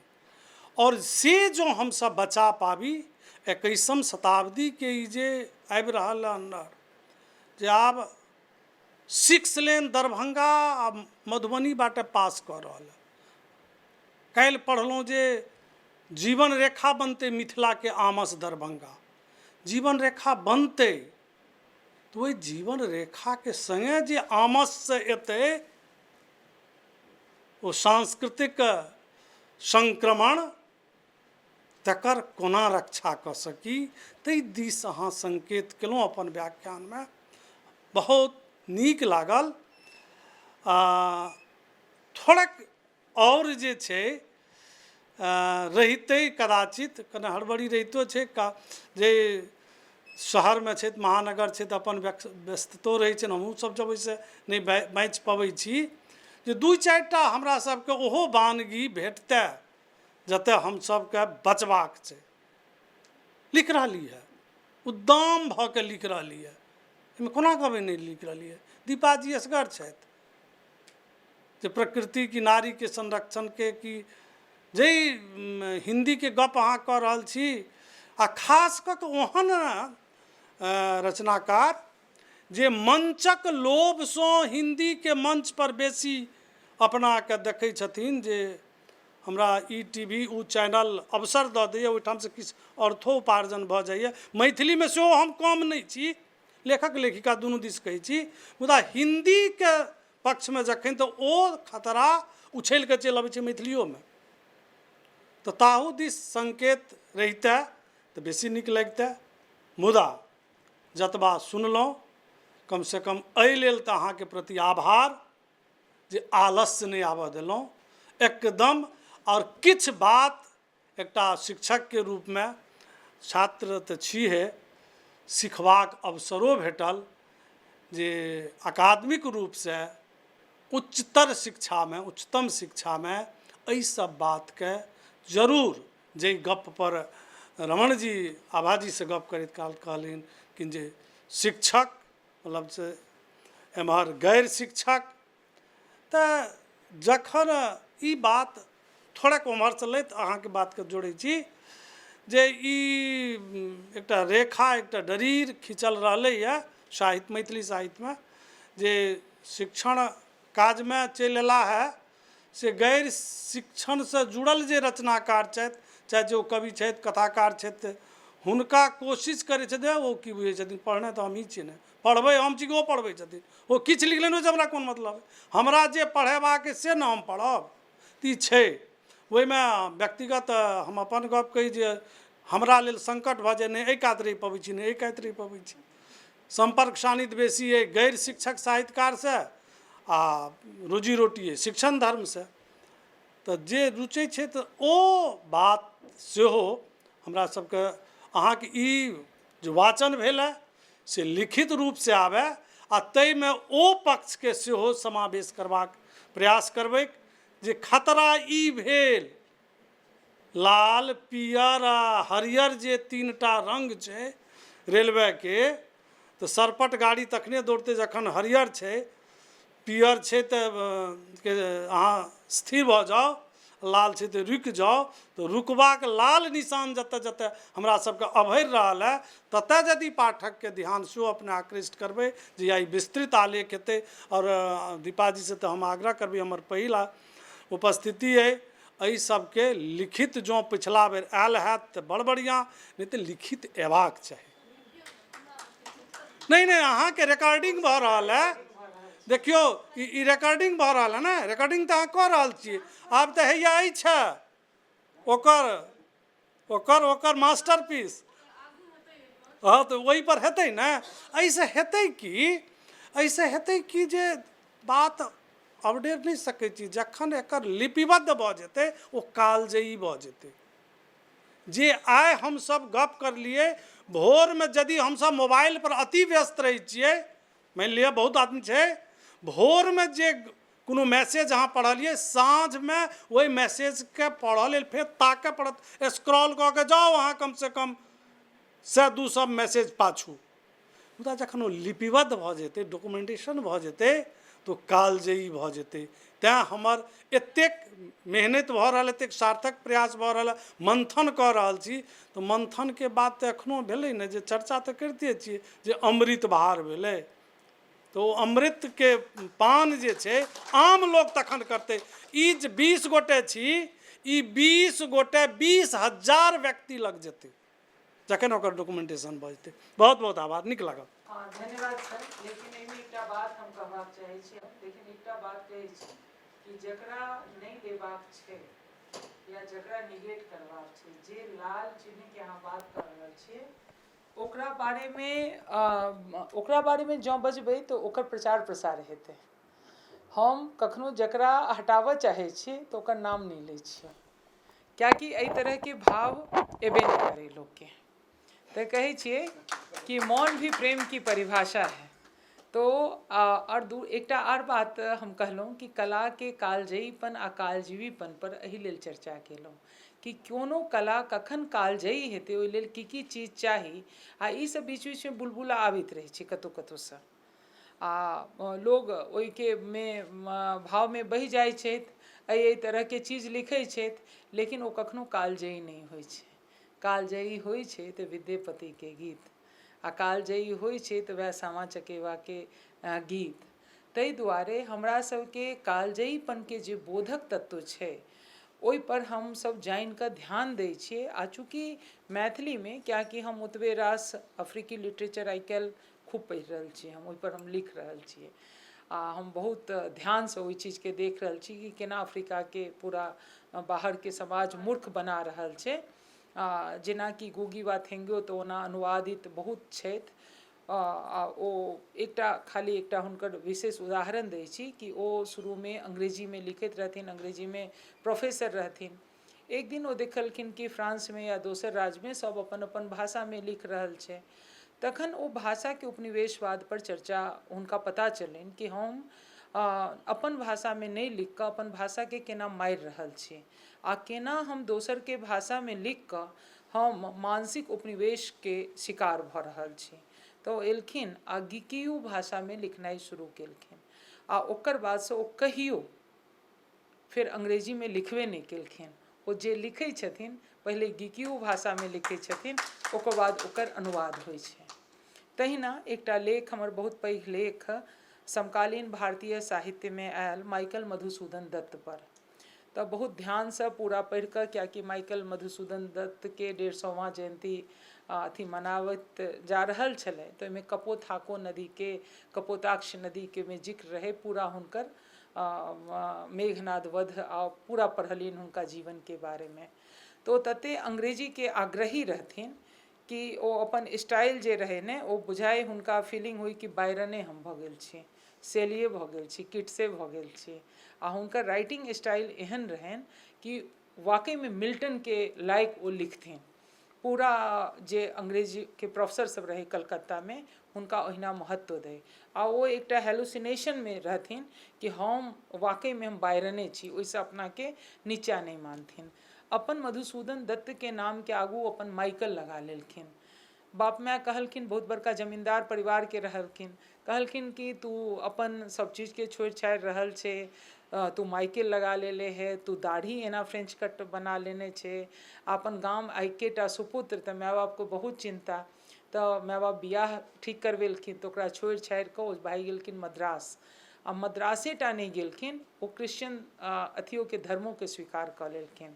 ओकर बाद वएह नहीं केलखिन, चर्चमे रहि कऽ ओकर जतेक साम सब होइ छै ओकर अनुवाद करऽ लगलखिन अंग्रेजीमे, अथी तमाम तरहके भाषामे। एकटा पागलपन रहै जे हमरा फ्रांस जायके, फ्रांसो गेलखिन, बहुत धनी माय बापके, आ अंतमे बहुत खराब खतरनाक परिस्थितिसँ हुनकर एकटा प्रिंसिपल कहलकनि कि तू जे ई सब जे चीज लिख रहल छै विदेशके देशके ओहि सब मेटाफरके, तोहर भाषा एतेक दरिद्र छौ, तू अपन भाषाके उन्नतिके लेल किया नहि काज करै छै। ओहि दिनके बादसँ ओ लौटलखिन, ओकर बादसँ 25 वर्ष तक बहुत यशस्वी भऽ गेल रहथिन, आ 25 वर्ष तक एकटा शब्द बंगला हुनका बाजहो नहीं आबैत रहनि, मतलब एहन अंग्रेजी दा भऽ गेल रहथिन। ओकर बाद लौटलखिन, ओकर बाद बहुत रास शर्मिष्ठा, एक से एक रचना, जे पद्मावती, शर्मिष्ठा, अनेक तरह के रचना, लगभग 30-35 टा रचना केलखिन, आ सब खाली जीवन पर्यंत बंगला में लिखलखिन, कहियो फिर अंग्रेजी में नहीं लिखलखिन। तऽ जखन अपन धरती के पुकार होइ छै ने, तखन जखन अहाँके तऽ अमेरिका बजा लेलक, अहाँ के पूरा मानसिक शोषण कऽ लेलक। अहाँ जते कौशल सिखने रही सब अहाँ ओकरे अनुसार ओ डफली बजबैत गेल, हमसब नाचैत गेलहुँ। आ जखन हमरा पर नस्लवाद के आरोप लगा कऽ ब्लैक कहि कऽ कहिया एबोरिजिनल इंडियन भाग तू एतऽसँ, तखन ने हमरा लग भाषा बचैया ने हमर संस्कृति बचैया। हम वएह हिरन बनि कऽ रहै छी जकरा लग किछु नहि रहै छै। आयब एतऽ तऽ भारतके ने गर्मी सहि सकै छी ने ठण्डा सहि सकै छी, अपन बोली बिसरा जाइया, अपन जमीनमे काज करबाक ताकत बिसरि जाइ छी। एहन हमसब भटकल भुतियाल लोक बनि कऽ फेर ओतऽसँ लौटै छी। तैं आवश्यकता छै जे गाढ़ा दिनमे आ बहुत समस्या परक जे जीवन होइ छै ओहिमे अपन भाषा, अपन देश कोश, अपन माटि पानि बचबै छै। कोरोनामे हमसब ई सब चीजके देख चुकल छी। तैं अपन भाषाके जे औदात्य छै, जे भाषाके, तैं हम नहि चाहै छी कि हमर केओ बच्चा, केओ बालिका ओहि लाल चीजके बूझे। हम एकदम ओकरा निगेट करै छी। हम आने ही नहीं देंगे कि कोई समझे। जो दुनिया की अच्छी चीज है, जे दुनिया के नीक चीज छै, ओकरा हम मानब।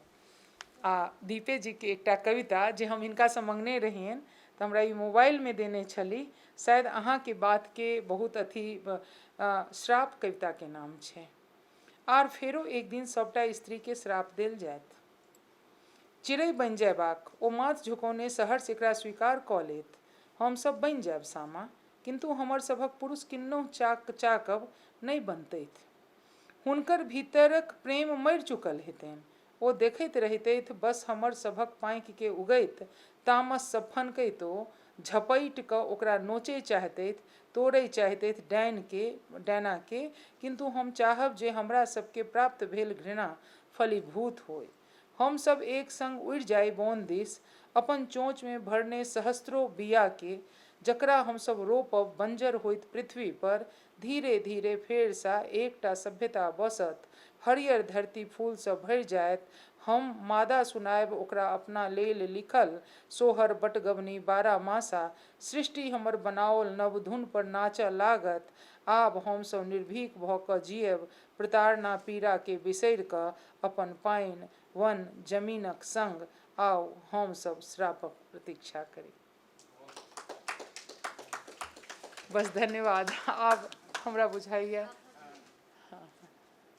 प्रश्न किनको छै? किनको सेशन बहुत बेसी बढ़िया चलि रहल छै तऽ किनको प्रश्न छै तऽ अबियै, या फिर किछो कहेके छै तऽ अवश्य अबियै।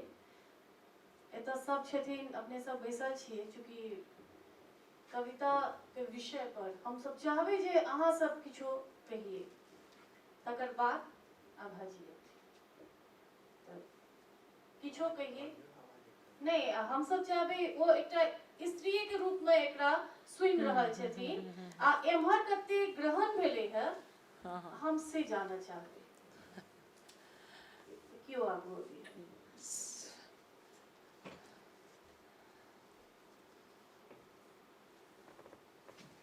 एक बोतल पानी।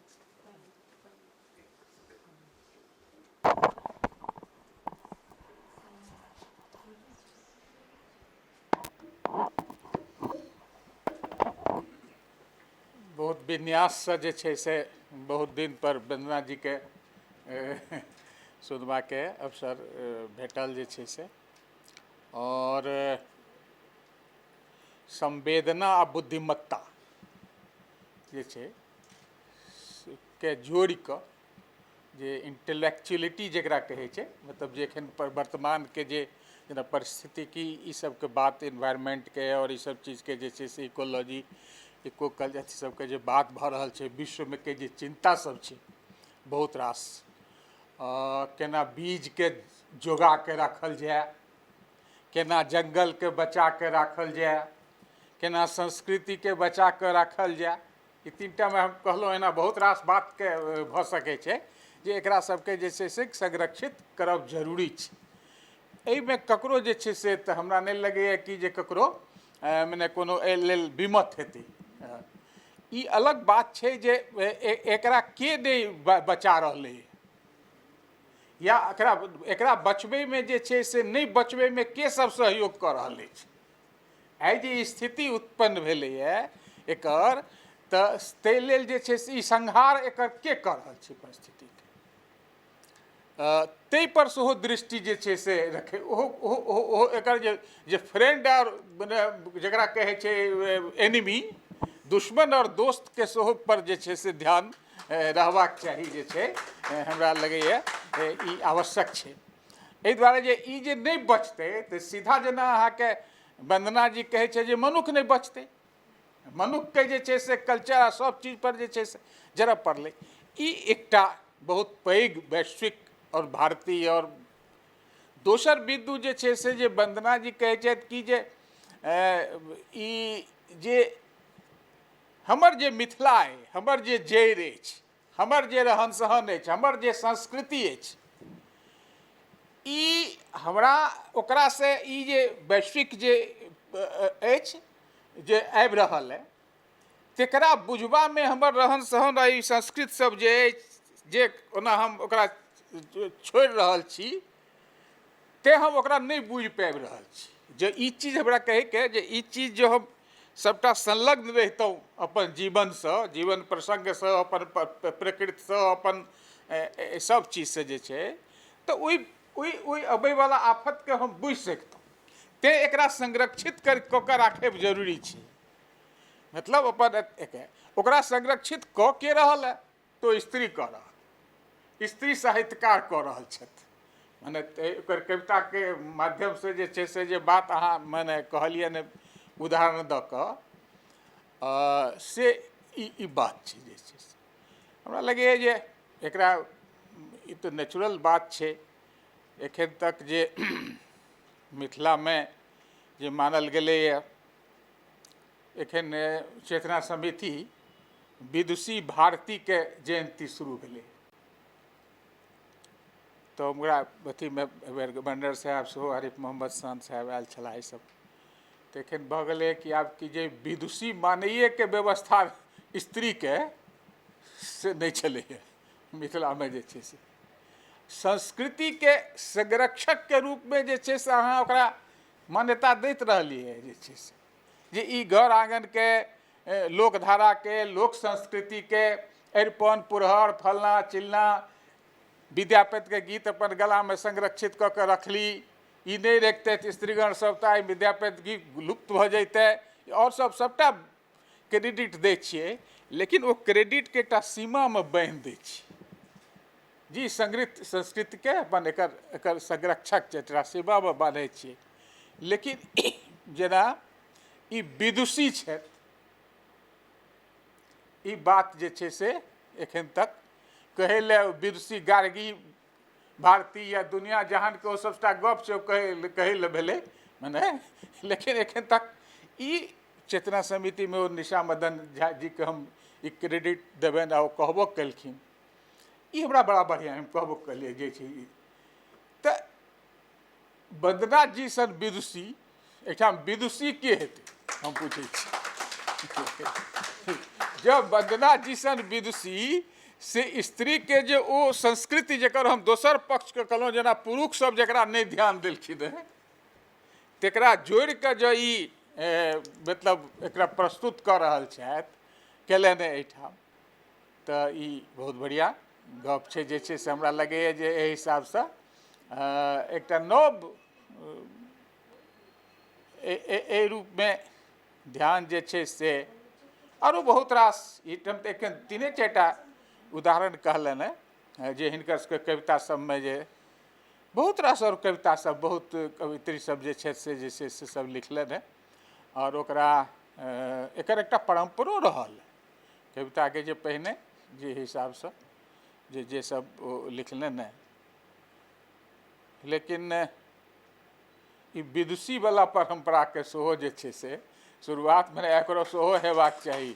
हमरा लगैए आब कहिना केवल संस्कृति केलासँ बहुत काज, मने एकटा ज्ञानके जे छै से भले ही एकटा कठोर छै, ओकरा इंटेलेक्चुअल जे परसूट जकरा कहै छै, ये पर ज्ञानके हमर ज्ञानके सेहो जे छै से अहाँ मानू, हाँ मानू अहाँ जे छै से ई एकटा आवश्यक नहि जे हम अरिपन पुरहर सबटा बीजके बचाके रखै छी, हम फला ई सबटा मने सुनैत रहलिए हमसब जे सबटा एना कऽ कऽ रहना पुरहर फलना चिलना कलश ई सबटा ठीक छै, इहो सब छै, लेकिन हमरा के अंदर में इंटेलेक्चुअल अथी सेहो अछि, बुद्धिमत्ता अछि।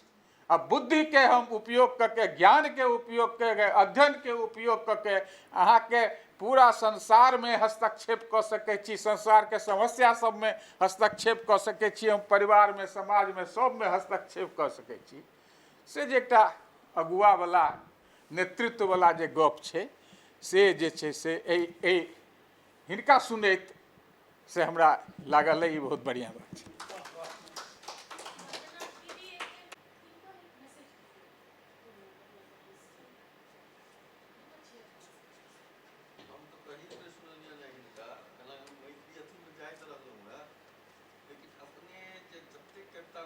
दुनिया में नाम कमाने के लिए कोई फूल नहीं खिलता, ठीक छै ने। तऽ जरूरी नहीं छै कि हमर क्यों नोटेशन लेत ताहि दुआरे हम कविता लिख रहल छी। नहीं, नोटेशन हम जे कहि रहल छी सर, कियाकि हम मान लिअ चुपचाप छी, निविड़ अंधकार में छी, हमरा मन में कोनो कविता फलीभूत भेल आ हम लिखलहुँ, हम अपना आप के मतलब कि हम अपन जे विसर्जन हमर भावक भेल ओहि कविता के स्वरूप में भेल। आब अहाँ के ओ कविता याद अइ जाहिमे गीतमयता छै, आ गीतमयता जे छै ने आदमी के स्वाभाविक वृत्ति छै, कियाकि एखन अहाँ कहब तऽ हम 20टा बटगवनी गाबि देब, 20टा अहाँ के सबटा चीज अहाँ के गाबि देब, लेकिन समय बटगवनी गाबऽ के नहीं रहि गेल छै, कियाकि नहीं अहाँ के बात हम बुझि रहल छियै। हाँ सर अब सुन पहले हाँ, सुन लिए हाँ, अहाँ क्वेश्चन हाँ सर, हाँ नहीं सर,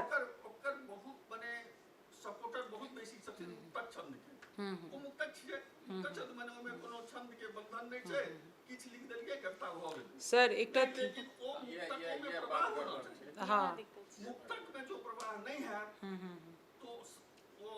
नहीं सर एकटा बात हम पढ़बै छी नहीं हम अहाँ के बात करै छी, एखन आइ काल्हि हम विद्यार्थी सबके साथ या बात करै छी आर्कियोलॉजी ऑफ पोएट्री पर, ठीक छै ने। दरिदा के एकटा डिकंस्ट्रक्शन थ्योरी छै सर, ठीक छै ने, ओहि के अहाँ के सिंपली हम कहै छी कि गाछ छै आ गाछ लकड़ी के छै, ओकरा हम की करै छी डिकंस्ट्रक्ट करै छी, ओहिसँ टेबुल बनबै छी, कुर्सी बनबै छी, केना हम कंस्ट्रक्ट करबै ई हमरा पर निर्भर करै छै, लेकिन बेसिकली ओ छै लकड़ी आ ओ गाछ में छै। हम की करै छी, वी आर डूइंग ओनली सर्च, वी आर डूइंग रिसर्च, कियाकि पहले से वो चीज लिखल छै।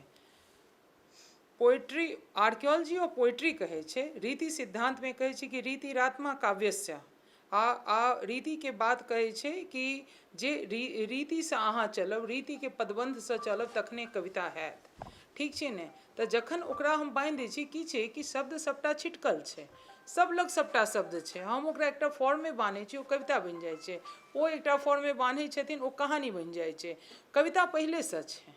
ओकर बाद ओकरा हम कहै छी कि शब्द महत्वपूर्ण छै कि अर्थ महत्वपूर्ण छै, शब्दक सत्ता किछु नहीं छै जाबे तक ओहिमे अर्थ नहीं भरल जेतै। जहन शब्द अर्थ के कहि देलकै तऽ कहलकै कि बिना सिंटेक्टिकल मीनिंग के तू केना बात करबै, तऽ हमरा सिंटेक्स चाहिए।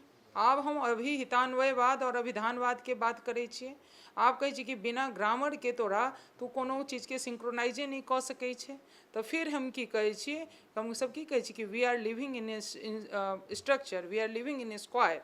तऽ शब्द हमरा लग पहले से है, हमरा लग कविता के धारा है पहले से, कियाकि मनुष्य के भारत के वृत्ति गीतमयता रहलैया, श्लोक के रहलैया, पदबंध के रहलैया, लेकिन जखन जीवन में ओतेक पदबंध सिंक्रोनाइजिंग वे में हमर लाइफ नहीं है, तो हमर जे प्रेजेंटेशन के तरीका छै सर, तो ओही से हमर जीवनो ओहिसँ व्याप्त छै। तऽ जखन हम एते चीज के खाली हम संगठना दै छियै, हम ओकरा रीस्ट्रक्चर करै छी, फिर हम ओकरा तोड़ै छियै, फिर ओहिसँ रीस्ट्रक्चर करै छी, भले ही अहाँके बहुत लोग के मुक्तिबोध के अहाँके एकेटा पंक्ति छै कि पार्टनर अपनी पॉलिटिक्स साफ कर लो, ओ एकेटा शब्द बहुत महत्वपूर्ण लागै छै। लेफ्टिस्ट सब कहै छै कि हमर कवि है, हम कहै छी हमर कवि छै, केना छै बता दै छी। अहाँ मुक्तिबोध के कोनो कविता पढ़ियौ, अहाँ देखबै कि ऋग्वेद से पुराण से क्वांटम थ्योरी से ब्रह्मांड से जतेक शब्द मुक्तिबोध लेने छै, ओतेक क्यों ओहि समय के कवि नहीं लेने छै। लेकिन जे वामपंथी सब छै ने ओ खाली लाले लालके लै छै आ ओहिसँ फाजिल ओकर दिमाग नहीं जाइ छै। ओ की करै छै, कविताके अपना अनुसार ढालै छै। तेँ समय आबि गेल छै कविताके हमसब आब अपना अनुसार ढाली। अच्छा, प्रश्न सेशन भऽ गेलै। ठीक छै, अहाँके बात। हम संस्कृत हम जोड़ै छियै वंदना जी, जे संस्कृतमे गद्य सेहो काव्य होइ छै। मतलब संस्कृतमे काव्यके मतलब कवितेटा नहि छै।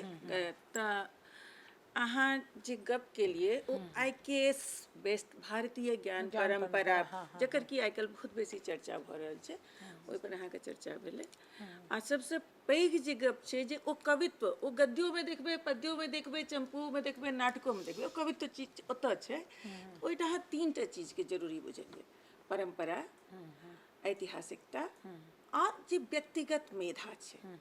मतलब व्यक्तिगत मेधा नहीं छै जकरा काव्य शास्त्रीय भाषामे शक्ति कहल जाइ छै, तो ओ शक्ति नहीं छै तो भइए नहीं सकै छै। ओ गद्यो नहीं लिख सकते नीक कविता, तऽ छंदोबद्ध लिखाए कि छंदमुक्त लिखाए ओ कोनो बात नहीं छै। ई तीनों चीज अहाँ ले ली, बहुत मतलब बहुत अपील केलकै लोकके। और TS एलियटके उदाहरण दऽ कऽ अहाँ परंपराके संरक्षणीयता के गप सेहो के लिए, जो परंपरा हमारा जमा हुआ पैर है और आधुनिकता जो है उखड़ा हुआ पैर है। ई सब चीज लागे छै। अहाँ एकटा संस्थामे छियै, ओहन संस्थामे छियै जतऽ कि अहाँ ओहि लेल काज कऽ सकै छियै। मतलब ओहि लेल काज कऽ सकै छियै। संयोग एहन छै, किछु शायद ईश्वर प्रतिकूल अनुकूल छथिन, जे संस्थामे IKS के गप करब स्वप्न छलै, ओ संस्थाके एकटा जिम्मेदार अधिकारी बैस कऽ एहिठाम आ ओ गप करै छथि कि जे IKS के सबसँ पहिले आगू अयबाक चाही। तऽ तारीफ तऽ अपना जगह छै, हमरा सबके इम्पैथी तऽ हेबे करतै, चूँकि अहाँ स्त्रीके गप के लिए, पारिस्थितिकी गप के लिए हमसब बेसी जुड़ल छियै। लेकिन हमसब ओहिठाम ई चाहबै जे कि जतऽ हम छियै, जतबा हमर सीमा छै, जतऽ हम नॉक कऽ सकै छी, किया जे आयरन एखन धिपल छै।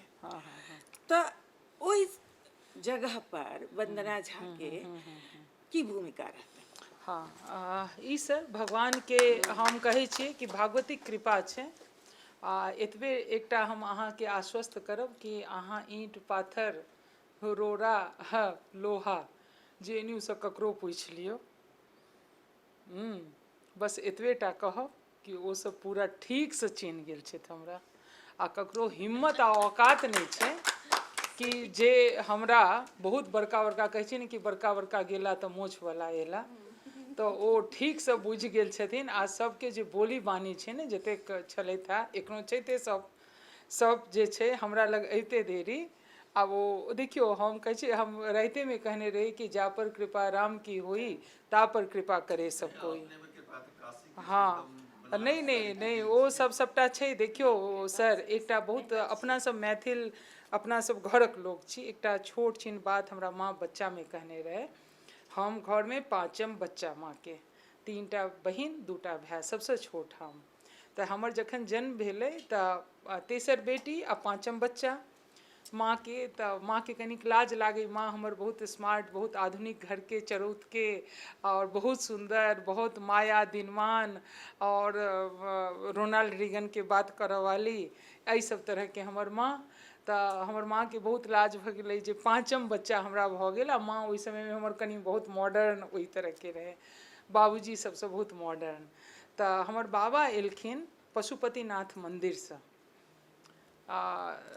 तऽ एलखिन तऽ बहुत गरीबी, अपना मिथिलामे कहाँ एतेक, मतलब एकटा गोटे कमाएवाला आ सब गोटाके। हमर माँ जीवन भरि, हम माँके लाल ब्लाउज छोड़ि कऽ दोसर ब्लाउज नहीं देखलियै। जहन पैघ भेलियै तऽ माँसँ पुछलियै जे तू माँ दोसर ब्लाउज किया नहीं पहिरै छही? तखन कहलकै माँ हमर, आ कहियो हमर माँ बिन्दी नहीं लगेलकै। तऽ हम माँसँ पूछिए, बार बार अनिए टिकली आ लगा दिए। तऽ हमर माँ कहलक हमर छोट ननदि छथि, ओ विधवा छथि, आ हम श्रृंगार कऽ कऽ बैसब। तऽ हमर माँ एतेक आदर्शवादी रहै कि हमर माँ कहियो बिन्दी नहीं लगेलकै। फेर हम माँके पुछलिए कि ब्लाउज किया नहीं पहिरै छै? तऽ हमर कक्का वकील जानै छथिन सर, सोमेश्वर झा मधुबनीके। तऽ हमर माँ के असरफी ओ सब भेटल रहै, जेना भेटै छै। आ बहुत धनाढ़ परिवार के तो माँ कहे कि सब बढ़िया परिवार छै, हम एतऽ एलहुँ हँ तऽ सब विद्वान सबसँ हमरा नैहरमे। तऽ हमर माँ सबटा कहलकै जे कि सबटा हम अपन देवरके किछो बनाबऽ लेल असरफी बेच देब। आ असरफी बेचलकै हमर माँ कक्काके वकालत, कियाकि कक्काके आन चीज गवर्नमेंट जॉब नहीं भेटलै। तऽ हमर माँके बहुत आदर्श, मतलब बिंदी नहीं लगेलकै, असरफी जे बचेलकै, हम अपन निर्मितिके सर कहै छी कि कियाकि हम सबके जे निर्माण भेल छै ने ई सब तरहके ओहि मिथिलाके हो भऽ सकै हमर बच्चा सब ओ सब चीज नहीं बुझतै, कियाकि हमसब कमाए लगलिए बाहर आबि गेलै तऽ ओहि इंटेंसिटीके ओ ओतेक नहीं बुझि सकै छै। हमर माँके पूछलिए जे तू ब्लाउज किया पहिरै छै एकेटा, तऽ हमर माँ अपन नानी अथी हमर ननिहालसँ जतेक कपड़ा आनै तऽ काकीके दऽ दै, पीसीके दऽ दै, सबके दऽ दै, तऽ माँ लग हमर बचबे नहीं करै। आ फेर केओ अपना ओतऽ पहिले बहुत पाहुन सब अबथिन तऽ रहबे नहीं करै, जे नव साड़ी अबै ततऽ चलि जाइ, तऽ हमर माँ कहियो एकटा या दूटासँ बढ़िकऽ तेसर कपड़ा कहियो नहीं पहिरलकै। बहुत बच्चाके बात छै, हम 8वां में रही तऽ हमरा एकटा डिस्को फ्रॉक ओहि समयमे चलल रहै, ठीक छै ने, ओकर कलर जे छै धूप पर चेंज होय, तऽ मधुबनी लऽ कऽ गेलियै। तऽ माँ हमरा एकदम छोट, हम घरक बच्चा, हमरा माँ नहीं पहिरऽ देलक कि नहीं पहिरबै। हमर भैयाके माँ समस्तीपुर भेजलकै, ओ फ्रॉक किनवेलकै, आ हम मतलब कि अथी पलङ्गक दोगमे बैसि कऽ ओ फ्रॉकके पहिर कऽ चुपचाप ओतबे दूरमे अपनाके देखैए आ फेर उतारि कऽ राखि दिए, कियाकि हमरा माँ कहे गर्दन काटि देबौ जँ तू पहिर कऽ बाहर एबै। हाँ, तऽ जाबे तक हमर भैया लऽ कऽ ओ डिस्को फ्रॉक लऽ कऽ नहीं चलि एलै, हमर बहिनके मिन्टूके कलकत्तामे ओ रहैया बहुत बड़का, मतलब हुनका हस्बैंड इंजीनियर, जाबे तक हमरा माँ दिवा नहीं देलक, माँ दऽ नहीं देलकै, ताबे तक हम ओ डिस्को फ्रॉकके पहिर नहीं सकलिए, ठीक छै। तऽ एहि तरहके वातावरणमे आज जखन हमर जन्म भेलै तऽ माँ घोघ तानि कऽ बाबाके दऽ देलकै जे कि यऽ अहाँके पोती भेल।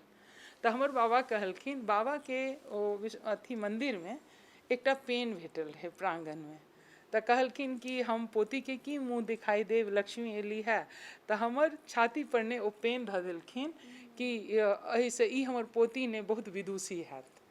आ मतलब आब एहि चीजके हम मानै छियै कि कहै छै ने कि बिनु हरि कृपा मिलही नहीं संता। तऽ अहाँके बहुत चीज भेट सकैए जीवनमे, लेकिन हरि कृपा भेटनाइ सर बहुत असम्भव बात छै। तऽ हमरा पर जखन हम किछु एलिए तऽ अहाँके हम कही जे हम बनारससँ एतऽ एलिए तऽ असाधारण घटना नहीं छै। हमरा जे जानऽवला छथि हुनका सबके पूरा पता छै कि नागपुरसँ लऽ कऽ पूरा भारतसँ लऽ कऽ कतेक लोग आयल रहै आ ककरो हिम्मत नहीं भऽ सकलै। आ हमरोमे एकटा एकदम दैवीय ओ थी कि ठीक छै देख लेल जेतै। आ अहाँके बता दी जे हम एतऽ बात कर रहल छी सर, शायद एतऽ अहाँसब बहुत पैघ लोग, बहुत गहीँर, बहुत विद्वान सब छी, तैं बहुत सम्हैरो कऽ बाजि रहल छी। हम सर सबको ठेंगे पर रखते हैं वहाँ पर। यही सब चलिए यह जे शक्ति छै, यह जे शक्ति छै जे नर और नारी में मात्रागत जे दूटा मात्रा वेद छै, एकर गप तऽ हम अहाँ के कहिए करबे करबै। अशोक सर से हो विरोध नहीं केलखिन, समर्थन नहीं केलखिन एहि बात के, ओ शक्ति छै। तऽ नीरजा रेणु कहै छथिन जे चूँकि हमरा अपना से प्रेम है, मतलब हमरा सब ई नहीं जे धर्म के रूप में, तो हम ओकरा छोड़बे किया। हम तऽ कहै छी कि ओकरो लाउ, आ अहाँ ओकरा लऽ कऽ आयल छी। हमरा कनिके देर हमरा कहैत कि देखियौ अहाँ ई किताब दीदी लिखने छथिन, अहाँ पढ़ियौ। तखन हम जाकऽ पढ़लिए, आ पढ़लिए तऽ हम पूरा ओकर अथी केलिए कि ठीक छै 2 मिनटमे हम देख कऽ हमरा जे बुझायल कि ई बात छै, तऽ हमरा लागैए तऽ अहाँ देखियौ, अहाँ रोकब नहीं तऽ हम बाजिते रहब, आब बाजू। हाँ भऽ गेलै। तऽ हमरा लागैए जे कि ई सत्र अब अवसान हुए, और हमरा नहीं लागैए जे हमसब कनि बेसी आत्मप्रशंसा कऽ लेलिए कि नहीं, अगर कऽ लेलिए तऽ रोकि देबै। नहीं, स्त्री के प्रशंसा, नहीं, स्त्री के नहीं। देखियो ई सब देखियो, हम सब जहन आगाँ बढ़ै छियै ने तऽ हमर भाय बाप बड़ सब गोटा छथिन ने, कियाकि बिना जहन घरमे खलल पैदा भऽ जेतै तखन तऽ हम नीक जकाँ लिख नहीं सकबै ने।